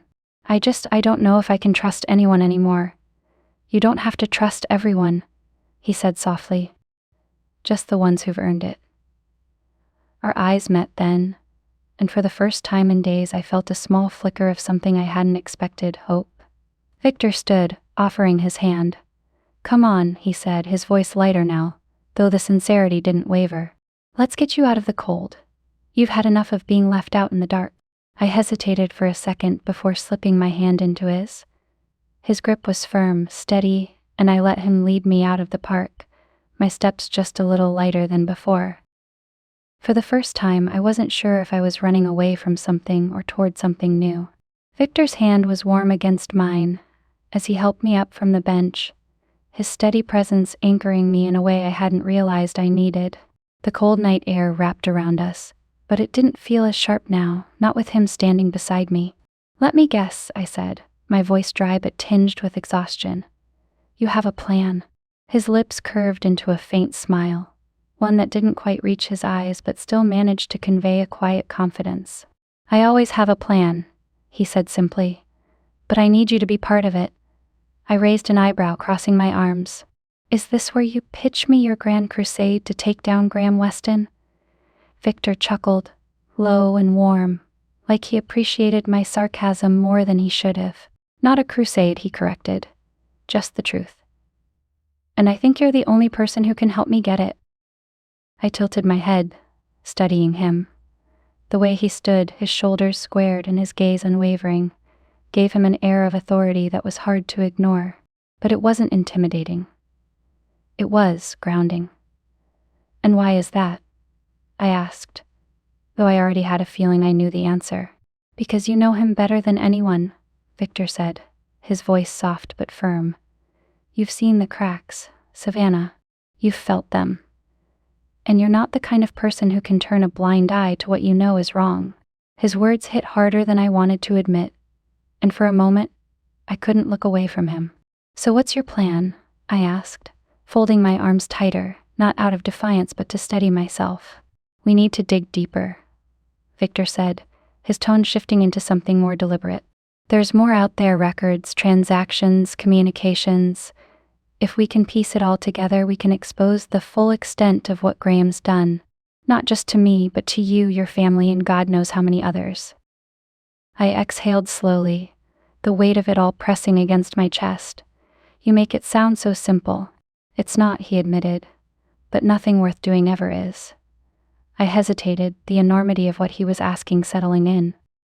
Joining forces with Victor meant more than just going against Graham. It meant taking apart everything I'd once believed about him, about us. But the truth was, I was already halfway there. All right, I said finally, my voice steady despite the conflict simmering underneath. I'll help you. But only because I want answers, not because I'm taking your side. Victor's smile widened, though it still carried that edge of seriousness. Fair enough. But trust me, once you see the full picture, you'll know which side to stand on. Don't push your luck, I said, though my tone lacked the bite I intended. Noted, he replied, a hint of amusement flashing in his eyes. As we walked out of the park together, I couldn't help but feel a strange sense of camaraderie growing between us. Victor wasn't just a rival or a client or a man with a grudge anymore. He was something else. For the first time in weeks, I felt like I wasn't completely alone in this. Chapter 7. Victor's office was dimly lit, the warm glow of a desk lamp casting soft shadows across the sleek, modern space. Papers were strewn across the polished wood surface, along with coffee cups, half-empty bottles of water, and the remnants of takeout containers. It looked more like a war room than an office, and in a way, that's exactly what it was. I leaned back in my chair, rubbing my eyes and stretching, the tension in my shoulders making itself known. We've been at this for hours, I muttered, glancing at Victor, who was still studying a spreadsheet like it held the secrets of the universe. Good things take time, he said without looking up, his voice calm but laced with focus. Yeah, well, I'm starting to think I'm allergic to spreadsheets, I quipped, dropping my pen and staring at the ceiling. You ever hear of balance, Victor? He finally looked up, his hazel eyes glinting with amusement. Balance is for people who don't have billionaires to expose. I couldn't help but laugh, the sound breaking through the heavy air in a way that felt almost cathartic. You're impossible, you know that? Relentless, he corrected, a small smile tugging at his lips. There's a difference. Before I could respond, something on his screen caught his attention. He leaned forward, his brow furrowing, as he clicked through several files in quick succession. What is it? I asked, sitting up straighter. Hang on, he said, his voice tightening with the kind of focus that made my pulse quicken. I stood and moved around the desk, leaning over his shoulder to get a better look at the screen. The file he'd opened was a series of transactions, large sums of money funneled through shell companies and ending in offshore accounts. Is that? I trailed off, my heart racing. Victor nodded, his eyes glued to the screen. It's him. It has to be. The numbers told a story as clear as day, and it wasn't pretty. Graham's fingerprints were all over this, his company siphoning money into accounts that had no legitimate purpose other than to hide dirty deals. This is it, I whispered, a mix of disbelief and triumph surging through me. Victor leaned back in his chair, a satisfied smile spreading across his face as he looked up at me. We've got him. The relief was overwhelming, a flood of emotions I hadn't realized I'd been holding back. Before I could stop myself, I threw my arms around him in a spontaneous hug. He stiffened for half a second before relaxing, his arms wrapping around me in return. I told you we'd get there, he said softly, his voice close to my ear. When I pulled back, his hands lingered lightly on my arms, and for a moment I forgot about the documents, the spreadsheets, the entire reason we were here. You don't give up, do you? I asked, my voice softer now, almost teasing. Not when it matters, he replied, his hazel eyes holding mine with an intensity that made my heart skip a beat. The air between us shifted, charged with something I couldn't quite name.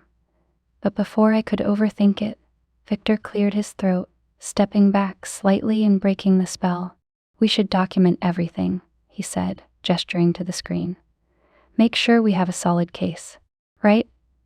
I said quickly, nodding and stepping back as well. Of course. But even as we turned back to the work in front of us, the moment lingered, its warmth settling in the back of my mind like a quiet promise. For the first time since this all began, I felt like we weren't just working toward justice, we were working toward something bigger. The triumph of finding the document pulsed between us, filling the room with a heady mix of relief and exhilaration. I sat back in my chair, the glow of the screen casting faint shadows on the walls, and let out a long breath I hadn't realized I was holding.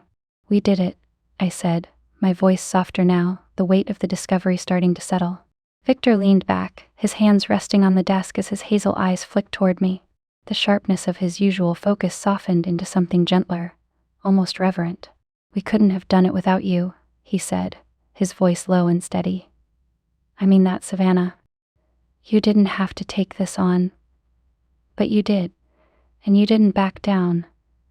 There was something in the way he said my name, like it carried more weight than I'd given it credit for. I felt my cheeks warm, but I pushed it aside, shrugging lightly.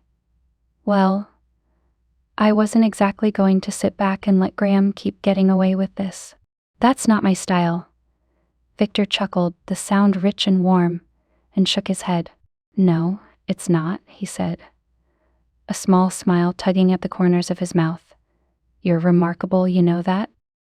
I blinked, caught off guard by the sincerity in his voice. "You're not too bad yourself," I said, attempting to keep the moment light, but my voice faltered slightly under the weight of his gaze. The air in the room shifted then, the excitement giving way to something quieter, heavier. Victor's smile faded, replaced by an intensity that made my pulse quicken.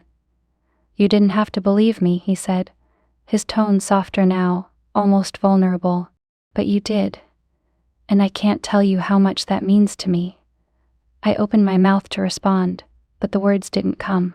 Instead, I found myself holding his gaze, the silence between us charged in a way that made the room feel smaller, more intimate.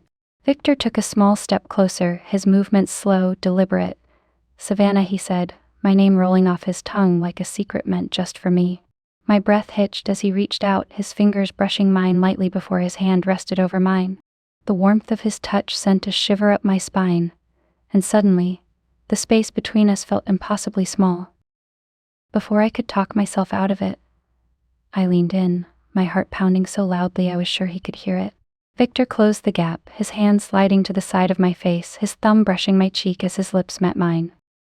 The kiss was soft at first, tentative, like we were both testing the waters. But it deepened quickly, the weight of everything we'd been pouring into that single moment. His other hand rested on my waist, steadying me as I leaned into him, my hands gripping the front of his shirt like it was the only thing keeping me grounded. When we finally broke apart, his forehead rested lightly against mine, our breaths mingling in the quiet space between us. "That wasn't part of the plan," I whispered, my voice shaky but laced with a smile. Victor chuckled softly, his fingers still brushing against my cheek. "Sometimes plans change," he murmured, his voice low and warm. I pulled back slightly, just enough to look at him, my heart still racing. "This doesn't mean I'm taking it easy on you," I said, my tone playful but edged with sincerity. "I wouldn't expect anything less," he replied, his smile returning as his hazel eyes sparkled with something new, hope, maybe, or something even deeper. And for the first time in weeks, I felt a flicker of that hope too, like maybe we weren't just piecing together a case. Maybe we were piecing together something else entirely. The elevator ride to Graham's office felt like a countdown. Each passing floor brought me closer to a moment I wasn't sure I was ready for but knew was inevitable. When the doors opened, the familiar expanse of Graham's penthouse office came into view. The city sparkled through the floor-to-ceiling windows, but the luxury felt colder now, hollow, like the truth I was about to confront. Graham was at his desk, leaning back in his chair with a phone pressed to his ear. He looked up as I stepped in, his lips curling into a smile that didn't quite reach his eyes. "Savannah," he said, gesturing for me to sit. "Give me a moment." I didn't sit. Instead, I stood in the center of the room, my heart pounding but my resolve solid. When he ended the call and set the phone down, his gaze sharpened, reading my posture immediately. "This looks serious," he said, standing and rounding the desk with that easy confidence that had once made me feel safe. Now it just felt calculated. "It is?" I replied, my voice steady. "I'm resigning, Graham." He stopped mid-step, his brows knitting together in surprise before he quickly recovered. "Resigning? Savannah, come on. Don't be dramatic." "This isn't drama," I said, meeting his gaze. "I can't work for you anymore. Not after everything I've learned." He tilted his head, his expression shifting into one of wounded disbelief. "Let me guess," he said coldly. "Victor Hale got to you. He fed you a few sob stories, and suddenly you're ready to throw away everything we've built." I flinched at the word "we." "This isn't about Victor," I said firmly. "It's about the truth, about the damage you've done to him, to my family, to so many others. I can't be a part of it anymore." Graham stepped closer, his tone softening into something that felt rehearsed. "Savannah, you know me. You know what we've been through. I've trusted you with everything. Don't let him manipulate you into walking away from something real." The weight of his words pressed against me, but I forced myself to stand tall. "What's real, Graham, is the harm you've caused, the lives you've ruined, and no amount of charm or guilt is going to change that." His jaw tightened, his gaze hardening. "You're making a mistake," he said, his voice sharp now. "You're throwing away your career, your future, for a man who's just using you to settle a score." "No," I said, my voice calm but unwavering. "I'm walking away from a man who already has." I turned and walked out before he could respond, the weight lifting slightly with each step I took. Victor had suggested the lakeside spot as a place to clear my head, and as we stepped onto the wooden dock, I could see why. The water stretched out before us, calm and glassy, reflecting the golden light of the setting sun. The cool breeze carried the faint scent of pine and something unmistakably fresh. I wrapped my coat tighter around me, letting the quiet soak in as we walked side by side. "How do you feel?" Victor asked after a while, his voice low and careful. I thought about the question, about the confrontation, the sharp words exchanged. "Lighter," I said finally, "and angry, and relieved, and everything, all at once." Victor nodded, his gaze fixed on the horizon. "It's not easy walking away from something you believed in, even when you know it's the right thing to do." I glanced at him, his profile strong against the fading light. "You sound like you've been here before." "I have," he admitted, his tone softer now. "But it doesn't get easier. You just learn to carry it differently." We reached the end of the dock, and I leaned against the wooden railing, the water lapping gently beneath us. "I spent so long trusting him," I said, my voice quieter now, "believing he was someone he wasn't. I don't even know if I'm more angry at him or at myself for falling for it." Victor turned to face me, his gaze steady and warm.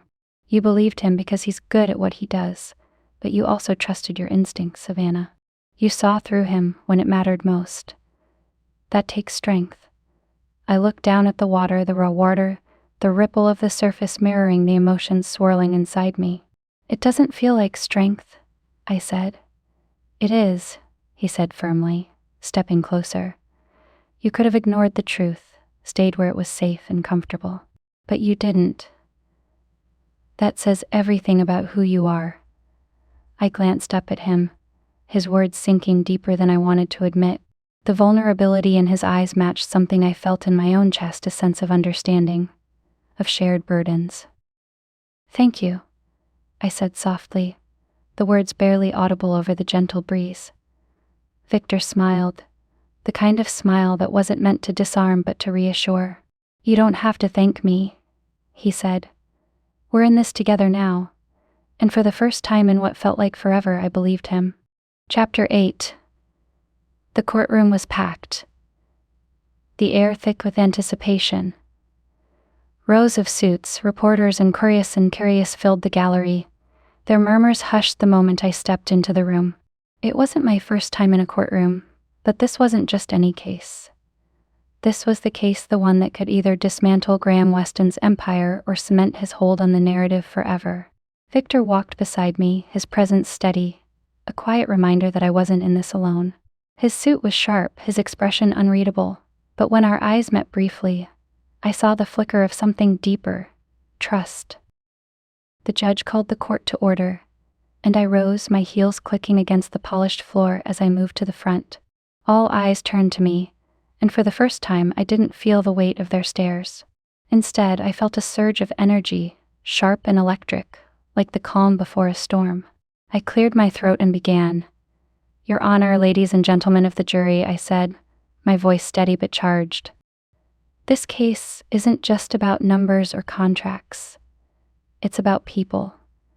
It's about the lives that were upended, the families that were shattered, all in the name of corporate greed."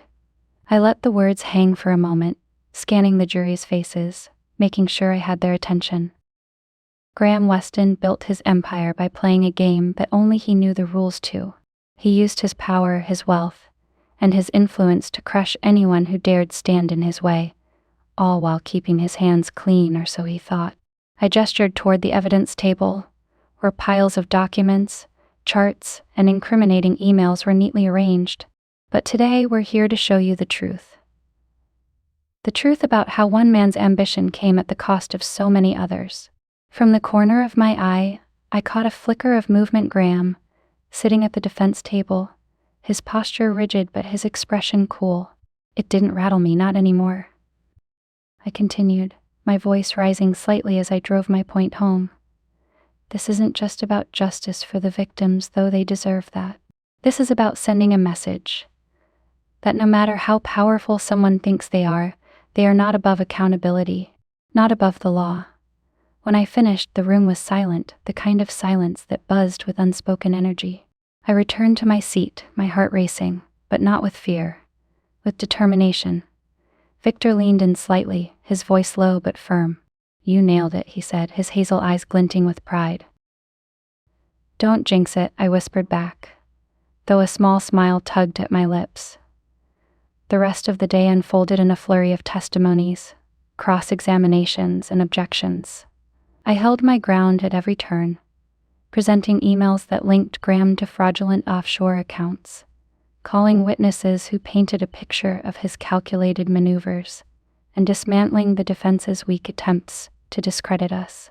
Graham's lawyer tried to poke holes in our evidence, but each time, I countered with precision, my confidence growing with every passing hour. When Graham finally took the stand, the tension in the room was palpable. His charm was on full display, his voice smooth as he spun a narrative that painted him as a misunderstood visionary. But when I stepped up to cross-examine him, I wasn't intimidated. Not anymore. "Mr. Weston," I began, my tone polite but firm, "you've described yourself as someone who values innovation and opportunity. Would you say that's accurate?" "Absolutely," Graham replied, his smile easy. "And would you also say that your success is built on identifying opportunities others might overlook?" He nodded, the faintest hint of pride creeping into his expression. "That's what separates the leaders from the followers." I tilted my head slightly, as if considering his words. "So when you orchestrated the hostile takeover of coal manufacturing, was that you being the leader, identifying an opportunity?" The room seemed to hold its breath. Graham's smile faltered, just for a second, before he recovered. "I wouldn't characterize it that way. Business is complex, Ms. Cole. You know that." "Business is complex," I agreed, stepping closer to the witness stand. "But some things aren't. Like choosing to falsify records to force a family-owned business into bankruptcy." "I didn't falsify anything," Graham said, his tone sharper now, his calm beginning to crack. I reached for a document on the evidence table, holding it up for the jury to see. "This email," I said, turning back to him, "was sent from your account to your CFO, instructing him to bury coal manufacturing. Care to explain that?" The color drained from Graham's face, his composure slipping further as murmurs rippled through the courtroom. For the first time, I saw him not as the untouchable titan he'd always pretended to be, but as a man whose lies were finally catching up to him. And as I returned to my seat, a quiet satisfaction settled over me. This wasn't just a case. It was justice. The courtroom was a pressure cooker, tension simmering just below the surface as I stood and approached the witness stand. The man seated there, a former Weston tech executive named Andrew Palmer, looked every bit the part of someone who wanted to be anywhere else. His fingers fidgeted with the edges of the armrests, his tie slightly askew as though it had been hastily adjusted too many times. I placed a stack of papers on the podium in front of me and glanced up, meeting Andrew's gaze with a practiced, disarming smile. "Mr. Palmer," I began, my tone light but firm.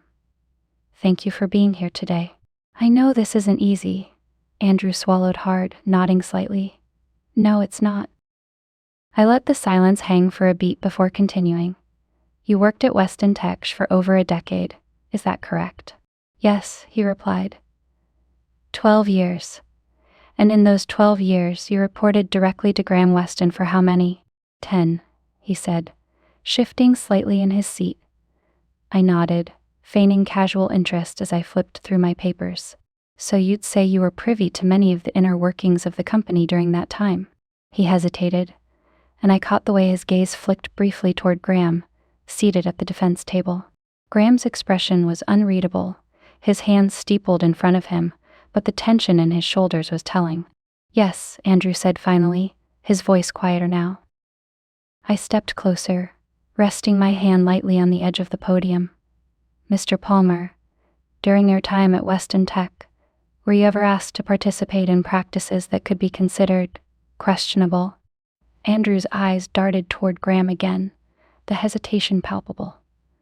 I don't know what you mean." I offered him a sympathetic smile, lowering my voice slightly as though we were the only two people in the room. "Let me clarify.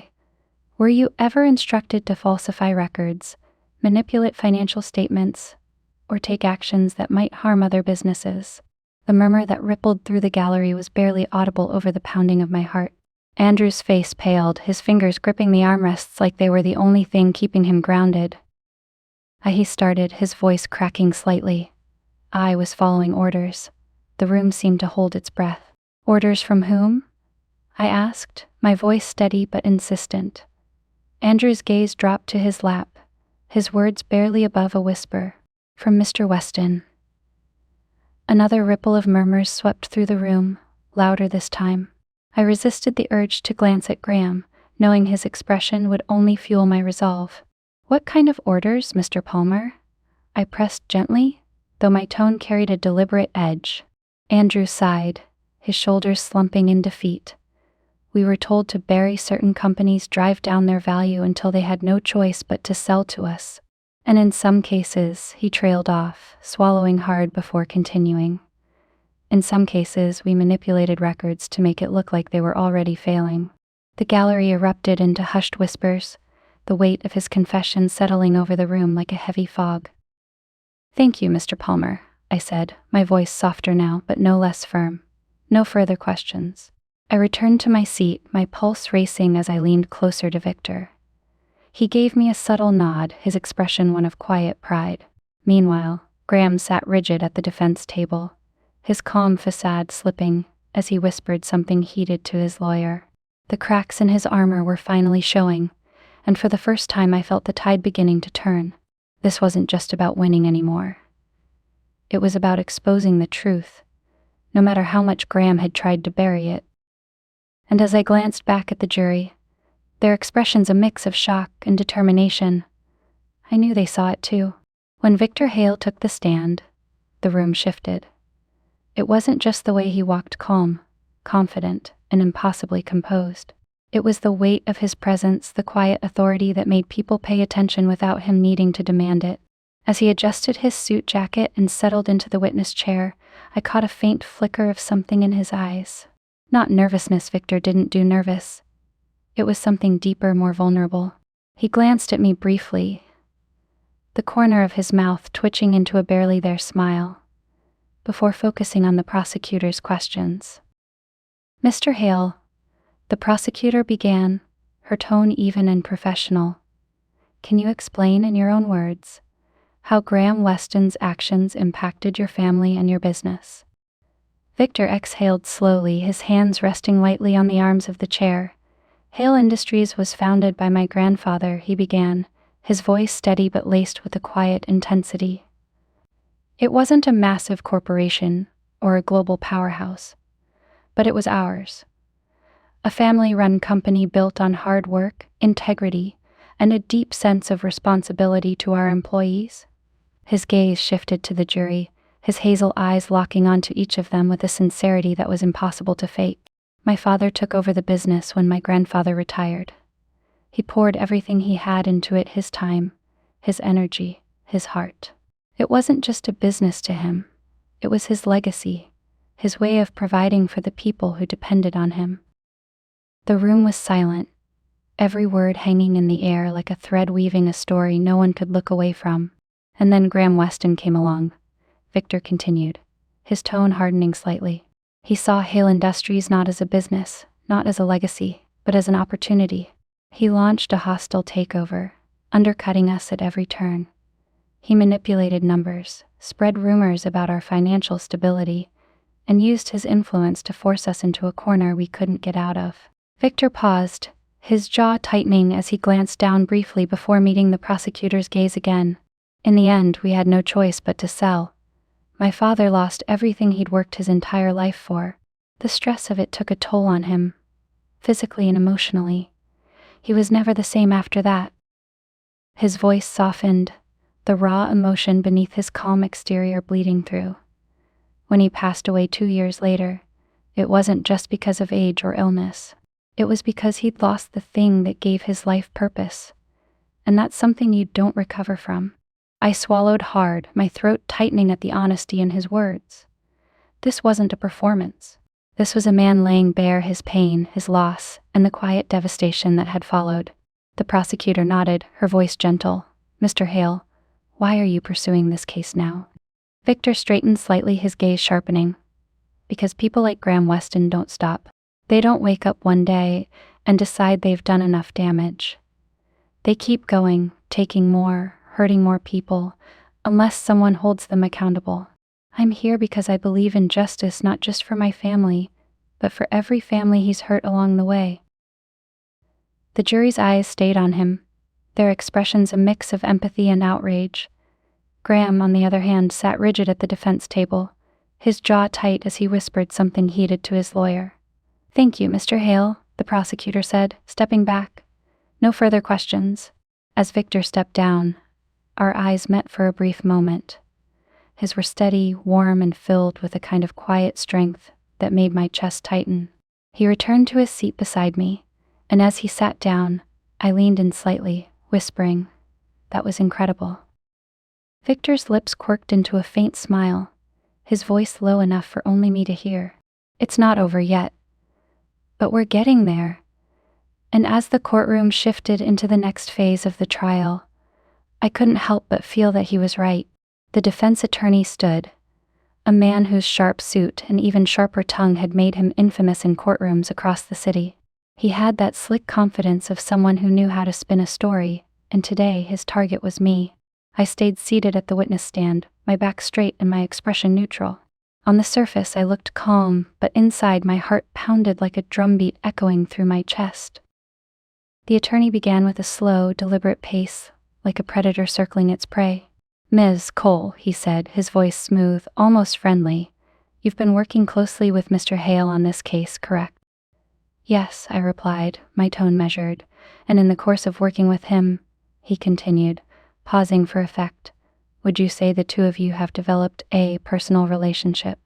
The murmurs rippled through the gallery like waves, the jury shifting slightly in their seats. My hands tightened in my lap, but I didn't flinch. "Yes," I said, keeping my voice steady. "Victor and I are close." His lips curved into a smirk, like he'd just cornered me. "So, would it be fair to say your involvement in this case isn't entirely impartial? That your personal connection to Mr. Hale might be influencing your judgment?" I leaned forward slightly, meeting his gaze with a calm that surprised even me. "No, it wouldn't," I said firmly. The smirk faltered, just slightly. "Oh, My personal life doesn't change the facts of this case, I continued, my voice gaining strength. The evidence stands on its own emails, financial records, witness testimony. My relationship with Victor has nothing to do with the truth about what Graham Weston has done. The murmurs grew louder, and the judge banged her gavel lightly, calling for order. The attorney didn't back down, his smirk returning as he circled around the podium. But surely, Ms. Cole, you can see how your relationship with Mr. Hale might lead some to question your objectivity. I tilted my head, letting a small, wry smile touch my lips. Are you suggesting, counselor, that my ability to analyze evidence is compromised because I have feelings for someone? Because if that's the argument you're making, it sounds more like an attempt to distract from the facts than a legitimate concern. The gallery erupted into whispers again, and this time I caught the faintest smile on Victor's face from his seat behind the prosecution's table. The attorney's jaw tightened, and he quickly moved on, but the damage was done. I'd stood my ground, and the jury was watching me with renewed interest, their expressions no longer skeptical but impressed. When the cross-examination ended, I stepped down from the stand, my pulse still racing, as I made my way back to my seat. Victor leaned in as I sat down, his voice low and warm. You handled that perfectly. I gave him a small, tired smile. I've learned from the best. As the court moved forward, I felt a flicker of pride not just for what we'd accomplished, but for who I was becoming. This wasn't just about the case anymore. It was about standing up for what mattered, no matter how messy or complicated it got. And no slick-talking attorney was going to take that away from me. The courthouse steps were chaos, reporters shouting questions, cameras flashing, microphones being shoved uncomfortably close to my face. I forced a smile, keeping my chin high as Victor and I made our way to the car waiting at the curb. Ms. Cole, is it true Graham Weston tried to settle out of court? Victor, how does it feel to be going head-to-head with your former rival? Savannah, are you and Victor Hale romantically involved? Victor gave me a sideways glance as he opened the car door for me, his lips twitching with a faint smirk. Popular today, he murmured. Let's trade places, I shot back, sliding into the seat. You take the spotlight, and I'll handle the spreadsheets. He chuckled, climbing in beside me as the driver pulled away from the curb. The noise faded behind us, but the tension didn't. Every major outlet was running the story now, and the public wasn't holding back. Graham Weston, the untouchable billionaire, the golden boy of the tech world, was being dragged through the mud, and not just because of our case. Every skeleton in his closet was making its debut, from questionable offshore accounts to the countless lives he'd steamrolled on his way to the top. Victor scrolled through his phone, the glow of the screen illuminating his sharp features. They're calling it Westongate, he said, his tone dry. Catchy, I replied, though my stomach churned at the thought of how far this had spiraled. They're eating it up, he added, glancing at me, and for once they're on the right side. I nodded, my thoughts already drifting to the courtroom. Tomorrow was the final day, the day I'd been dreading and preparing for in equal measure. Closing arguments. The courtroom was silent, the weight of anticipation hanging over everyone as I rose from my seat. My heels clicked softly against the floor as I approached the jury, a calm resolve settling over me. I took a deep breath, letting my gaze sweep over the 12 faces before me. Ladies and gentlemen of the jury, I began, my voice steady. When I first took on this case, I believed Graham Weston was a man of integrity, a man who had built his empire through hard work, innovation, and a commitment to excellence. I defended him because I trusted him. I paused, letting the words sink in before continuing. But the truth doesn't bend to loyalty. It doesn't change because we want it to. And the truth is, Graham Weston's success was built on a foundation of lies, manipulation, and exploitation. I stepped closer, resting my hands lightly on the podium. You've seen the evidence. Emails, financial records, testimonies, all of it points to one inescapable conclusion. Graham Weston didn't just cross the line. He erased it. I let the silence linger for a beat before softening my tone. And yet, I know this isn't easy. It's hard to look at someone who seems larger than life and see them for who they really are. But justice isn't about who someone pretends to be. It's about holding them accountable for who they truly are. I straightened, my voice firm. This case isn't just about one man's actions. It's about setting a precedent. It's about sending a message that no one, not even the most powerful among us, is above the law. I glanced briefly at Graham, his expression unreadable, before turning back to the jury. You have the power to make that statement, to stand up for the people who didn't have a voice, who were hurt and discarded along the way. This is your moment to ensure that justice prevails.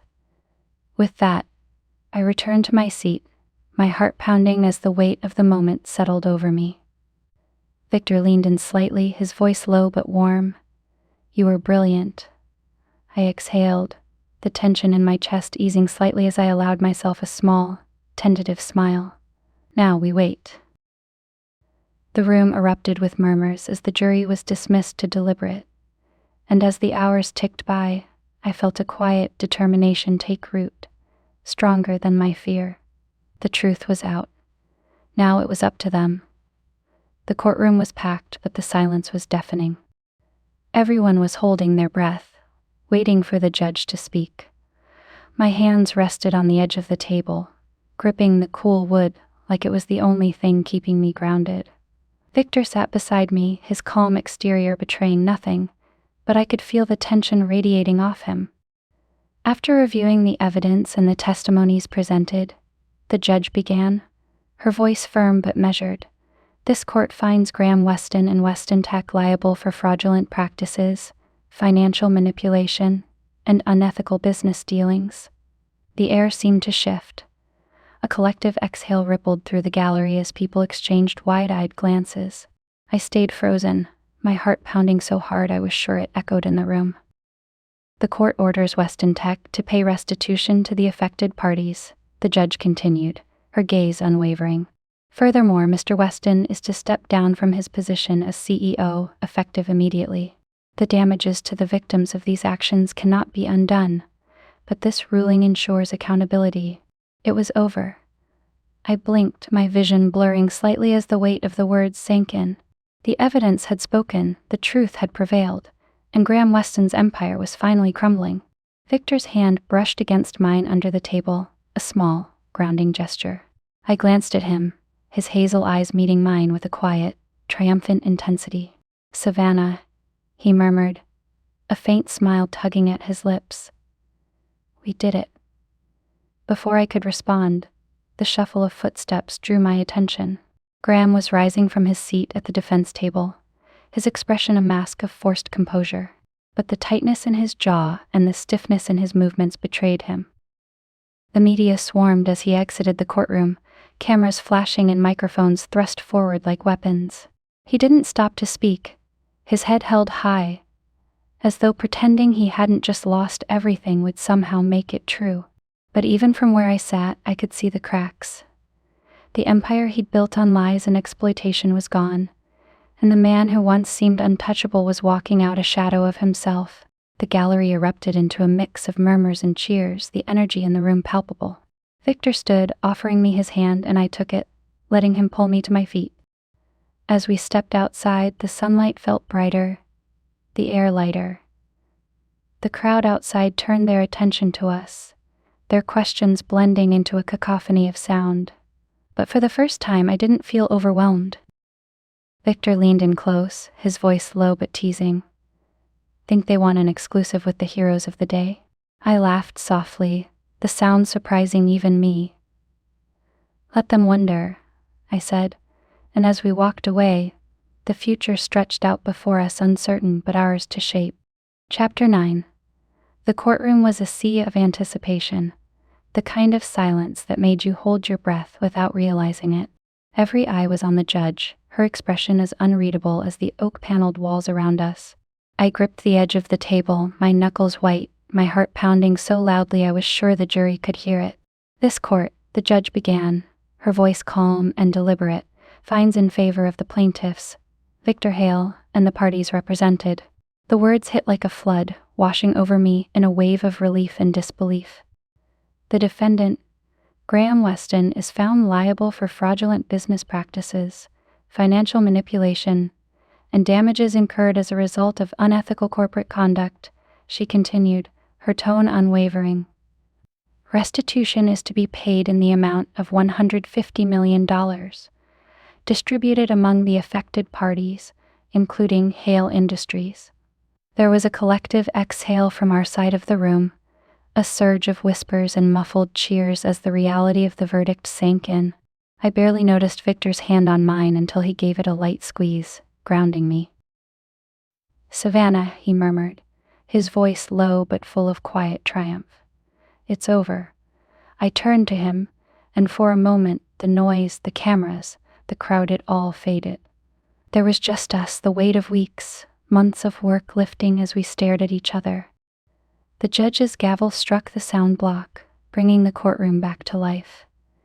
But I stayed still, my fingers still clutching the edge of the table as my thoughts drifted. As the court emptied, I lingered for a moment, my gaze sweeping over the now quiet room. This space had been a battlefield, a place where I'd gone to war with someone I once trusted, someone I'd admired. And now, it was a graveyard for illusions I didn't realize I'd been holding on to. I let out a shaky breath, leaning back in my chair. My reflection in the polished surface of the table stared back at me, and for the first time in a long time, I saw someone I recognized, someone stronger, sharper, and more certain of who she was. I thought about the woman who had first walked into Graham Weston's office, brimming with ambition and trust, eager to prove herself. She would never have imagined this moment, standing across the courtroom from him, tearing down the very empire she'd once believed in. I didn't hate her. I didn't even pity her. I just wished she could see now that trusting herself had been the most important decision she'd ever make. Victor's voice broke through my thoughts. "You okay?" I turned to see him standing a few feet away, his jacket slung over his shoulder, a mix of exhaustion and pride etched into his features. "I'm better than okay," I said, standing and crossing the room to join him. "I think I'm finally free." He smiled, his hazel eyes warm as they met mine. "You've earned it." We walked out of the courtroom together, stepping into the chaos of reporters and flashing cameras. But this time I didn't feel overwhelmed. I felt alive. As Victor answered a few quick questions, his hand brushing mine occasionally, I let my gaze drift to the horizon. The fight was over, and we'd won. But more than that, I'd found something I hadn't expected, a sense of purpose, of clarity, of hope. And as Victor glanced at me, his smile softening into something more personal, I realized I'd found something else too. The sun was blindingly bright as we stepped out of the courthouse, the sharp chill of the afternoon air contrasting with the warmth spreading through my chest. The crowd was still there, a sea of reporters, cameras, and curious onlookers, their questions ringing out like a chaotic symphony. But Victor and I didn't stop for them. Instead, we slipped around the corner, away from the noise and the flashbulbs, until we found a quieter stretch of sidewalk shaded by the towering buildings around us. I let out a long breath, leaning back against the cool brick wall, the weight of the past few weeks finally starting to lift. My heart was still pounding, but it wasn't from nerves anymore. It was something else: relief, triumph, maybe even hope. Victor stood a few feet away, his hands in his pockets, his expression unreadable. But when he turned to me, his hazel eyes softened, and the hint of a smile played on his lips. "This feels surreal," I said, my voice quieter now, almost drowned out by the faint hum of the city around us. Victor stepped closer, his gaze steady on mine. "Surreal doesn't even cover it," he said, his tone lighter than I'd heard it in weeks. "But we did it, Savannah. You did it." I shook my head, letting out a soft laugh. "We did it," I corrected. "Don't try to downplay your part in this." He smiled then, a real one that crinkled the corners of his eyes. "All right, fine. We did it." For a moment, we just stood there, the weight of everything we'd been through hanging between us. It wasn't heavy anymore, though it was lighter, like the first deep breath after a storm. "This victory belongs to us," Victor said, his voice low but firm. "Together." His words settled over me, warm and steady, grounding me in a way I hadn't expected. I felt a lump rise in my throat, but I swallowed it back, meeting his gaze with a small, wry smile. "Don't go getting sentimental on me, Hale," I teased, though my voice lacked its usual sharpness. Victor chuckled, his hand brushing against mine as he stepped even closer. "Too late," he murmured, his tone dipping into something softer, more vulnerable. The city buzzed around us, but in that moment it felt like we were the only two people on the planet. And as I looked up at him, the man who had gone from rival to ally to more, I felt something click into place. "Thank you," I said softly, the words barely above a whisper. Victor tilted his head, his brow furrowing slightly. "For what?" "For believing in me," I said, even when I wasn't sure I believed in myself. He smiled again, his hand finding mine and squeezing lightly. "You've always had it in you, Savannah. I just helped you see it." And as we stood there, the weight of the world lifting off my shoulders, I realized that this wasn't just the end of something, it was the beginning of something entirely new. The rooftop restaurant felt like something out of a dream. The twinkling lights of the city spread out below us, the skyline glowing softly under the evening sky. Strings of fairy lights wove through the outdoor seating area, their warm glow adding an almost magical quality to the night. Victor had chosen the perfect spot. Intimate, elegant, and just far enough removed from the chaos of the courtroom that it felt like a different world entirely. I smoothed my hand over the linen napkin in my lap, the faint hum of conversation and the clinking of glasses filling the air around us. Across the small table, Victor studied me with that calm, unreadable expression of his, the corners of his mouth curving into a soft smile when our eyes met.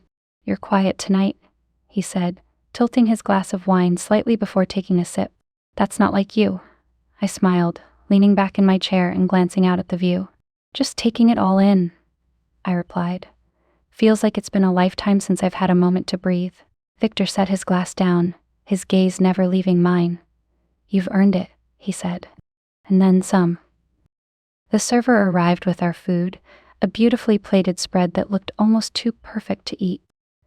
As we thanked him and began to dig in, the conversation turned to lighter banter about the reporters who had hounded us earlier, jokes about the ridiculous headlines already cropping up online. But as the plates emptied and the night deepened, the tone shifted. Victor lifted his glass, the candlelight catching the amber liquid, as he held it up. "To Savannah Cole," he said, his voice low but firm.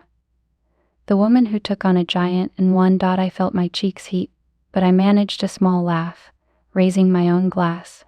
"And to Victor Hale," I countered, "the man who reminded me that fighting for what's right is always worth it." Our glasses clinked softly, the sound delicate against the backdrop of the city. Victor leaned forward slightly, resting his forearms on the table as he studied me. "You really don't see it, do you?" "See what?" I asked, tilting my head. "How extraordinary you are," he said simply, his hazel eyes holding mine. "Most people would have walked away, Savannah. They would have chosen the easier path. But you didn't. You stood your ground, even when it cost you everything." I blinked, his words hitting me harder than I expected. "I didn't do it alone," I said softly. "If it weren't for you, he interrupted gently. "Don't downplay what you've done. You're brilliant, Savannah. Brave. And whether you realize it or not, you've changed everything, not just for me, but for everyone who's been waiting for someone to stand up to people like Graham Weston." I swallowed hard, the lump in my throat threatening to make a scene. "You make it sound like I'm some kind of hero." "You are," he said simply, a smile tugging at the corner of his mouth. For a moment we just sat there, the city humming softly around us, the connection between us deeper than any words could describe. "So," I said finally, breaking the silence, "what's next for Victor Hale? Now that you've brought down the big bad billionaire?" He chuckled, leaning back in his chair. "Oh, world domination, maybe a hobby or two. Haven't decided yet." I laughed, the sound light and genuine, before taking a sip of wine. Well, whatever you decide, I'm sure you'll be impossible to stop. And what about you? He asked, his tone softening. What's next for Savannah Cole? I paused, considering the question. The possibilities felt endless now, like the weight of everything I'd been carrying had finally been lifted. I'm not sure, I admitted, but for the first time that doesn't scare me. It feels exciting. Victor smiled, raising his glass again. To the future, then, he said. To the future, I echoed, clinking my glass against his. And as we sat there, the city lights glowing softly around us, I couldn't help but feel that this was the start of something new, something extraordinary. The city buzzed softly around us, the hum of traffic and distant laughter blending into a symphony of life that felt far removed from the quiet bubble Victor and I shared. His hand was warm in mine, his grip firm but gentle, as we walked down the cobblestone path leading to the overlook. The restaurant's glow faded behind us, replaced by the cool brilliance of the night sky. Stars stretched endlessly above, scattered like diamonds against a velvet canvas. The air was crisp, carrying the faint scent of pine and the lingering promise of a new beginning. We reached the overlook, a small, secluded spot perched above the shimmering city lights. A wrought iron railing framed the edge, and beyond it, the skyline glittered like a million tiny beacons of possibility. Victor stopped, turning to face me, his hand never leaving mine. His hazel eyes reflected the faint glow of the city, their warmth pulling me in, steadying me. This view, I murmured, glancing out at the endless stretch of lights. It's incredible. Not as incredible as you, he said softly, his voice dipping into that low, deliberate tone that made my heart skip. I let out a quiet laugh, shaking my head. You really can't help yourself, can you? Not when it comes to you, he replied, a small smile tugging at his lips. The air between us shifted then, the playful edge giving way to something deeper, more charged.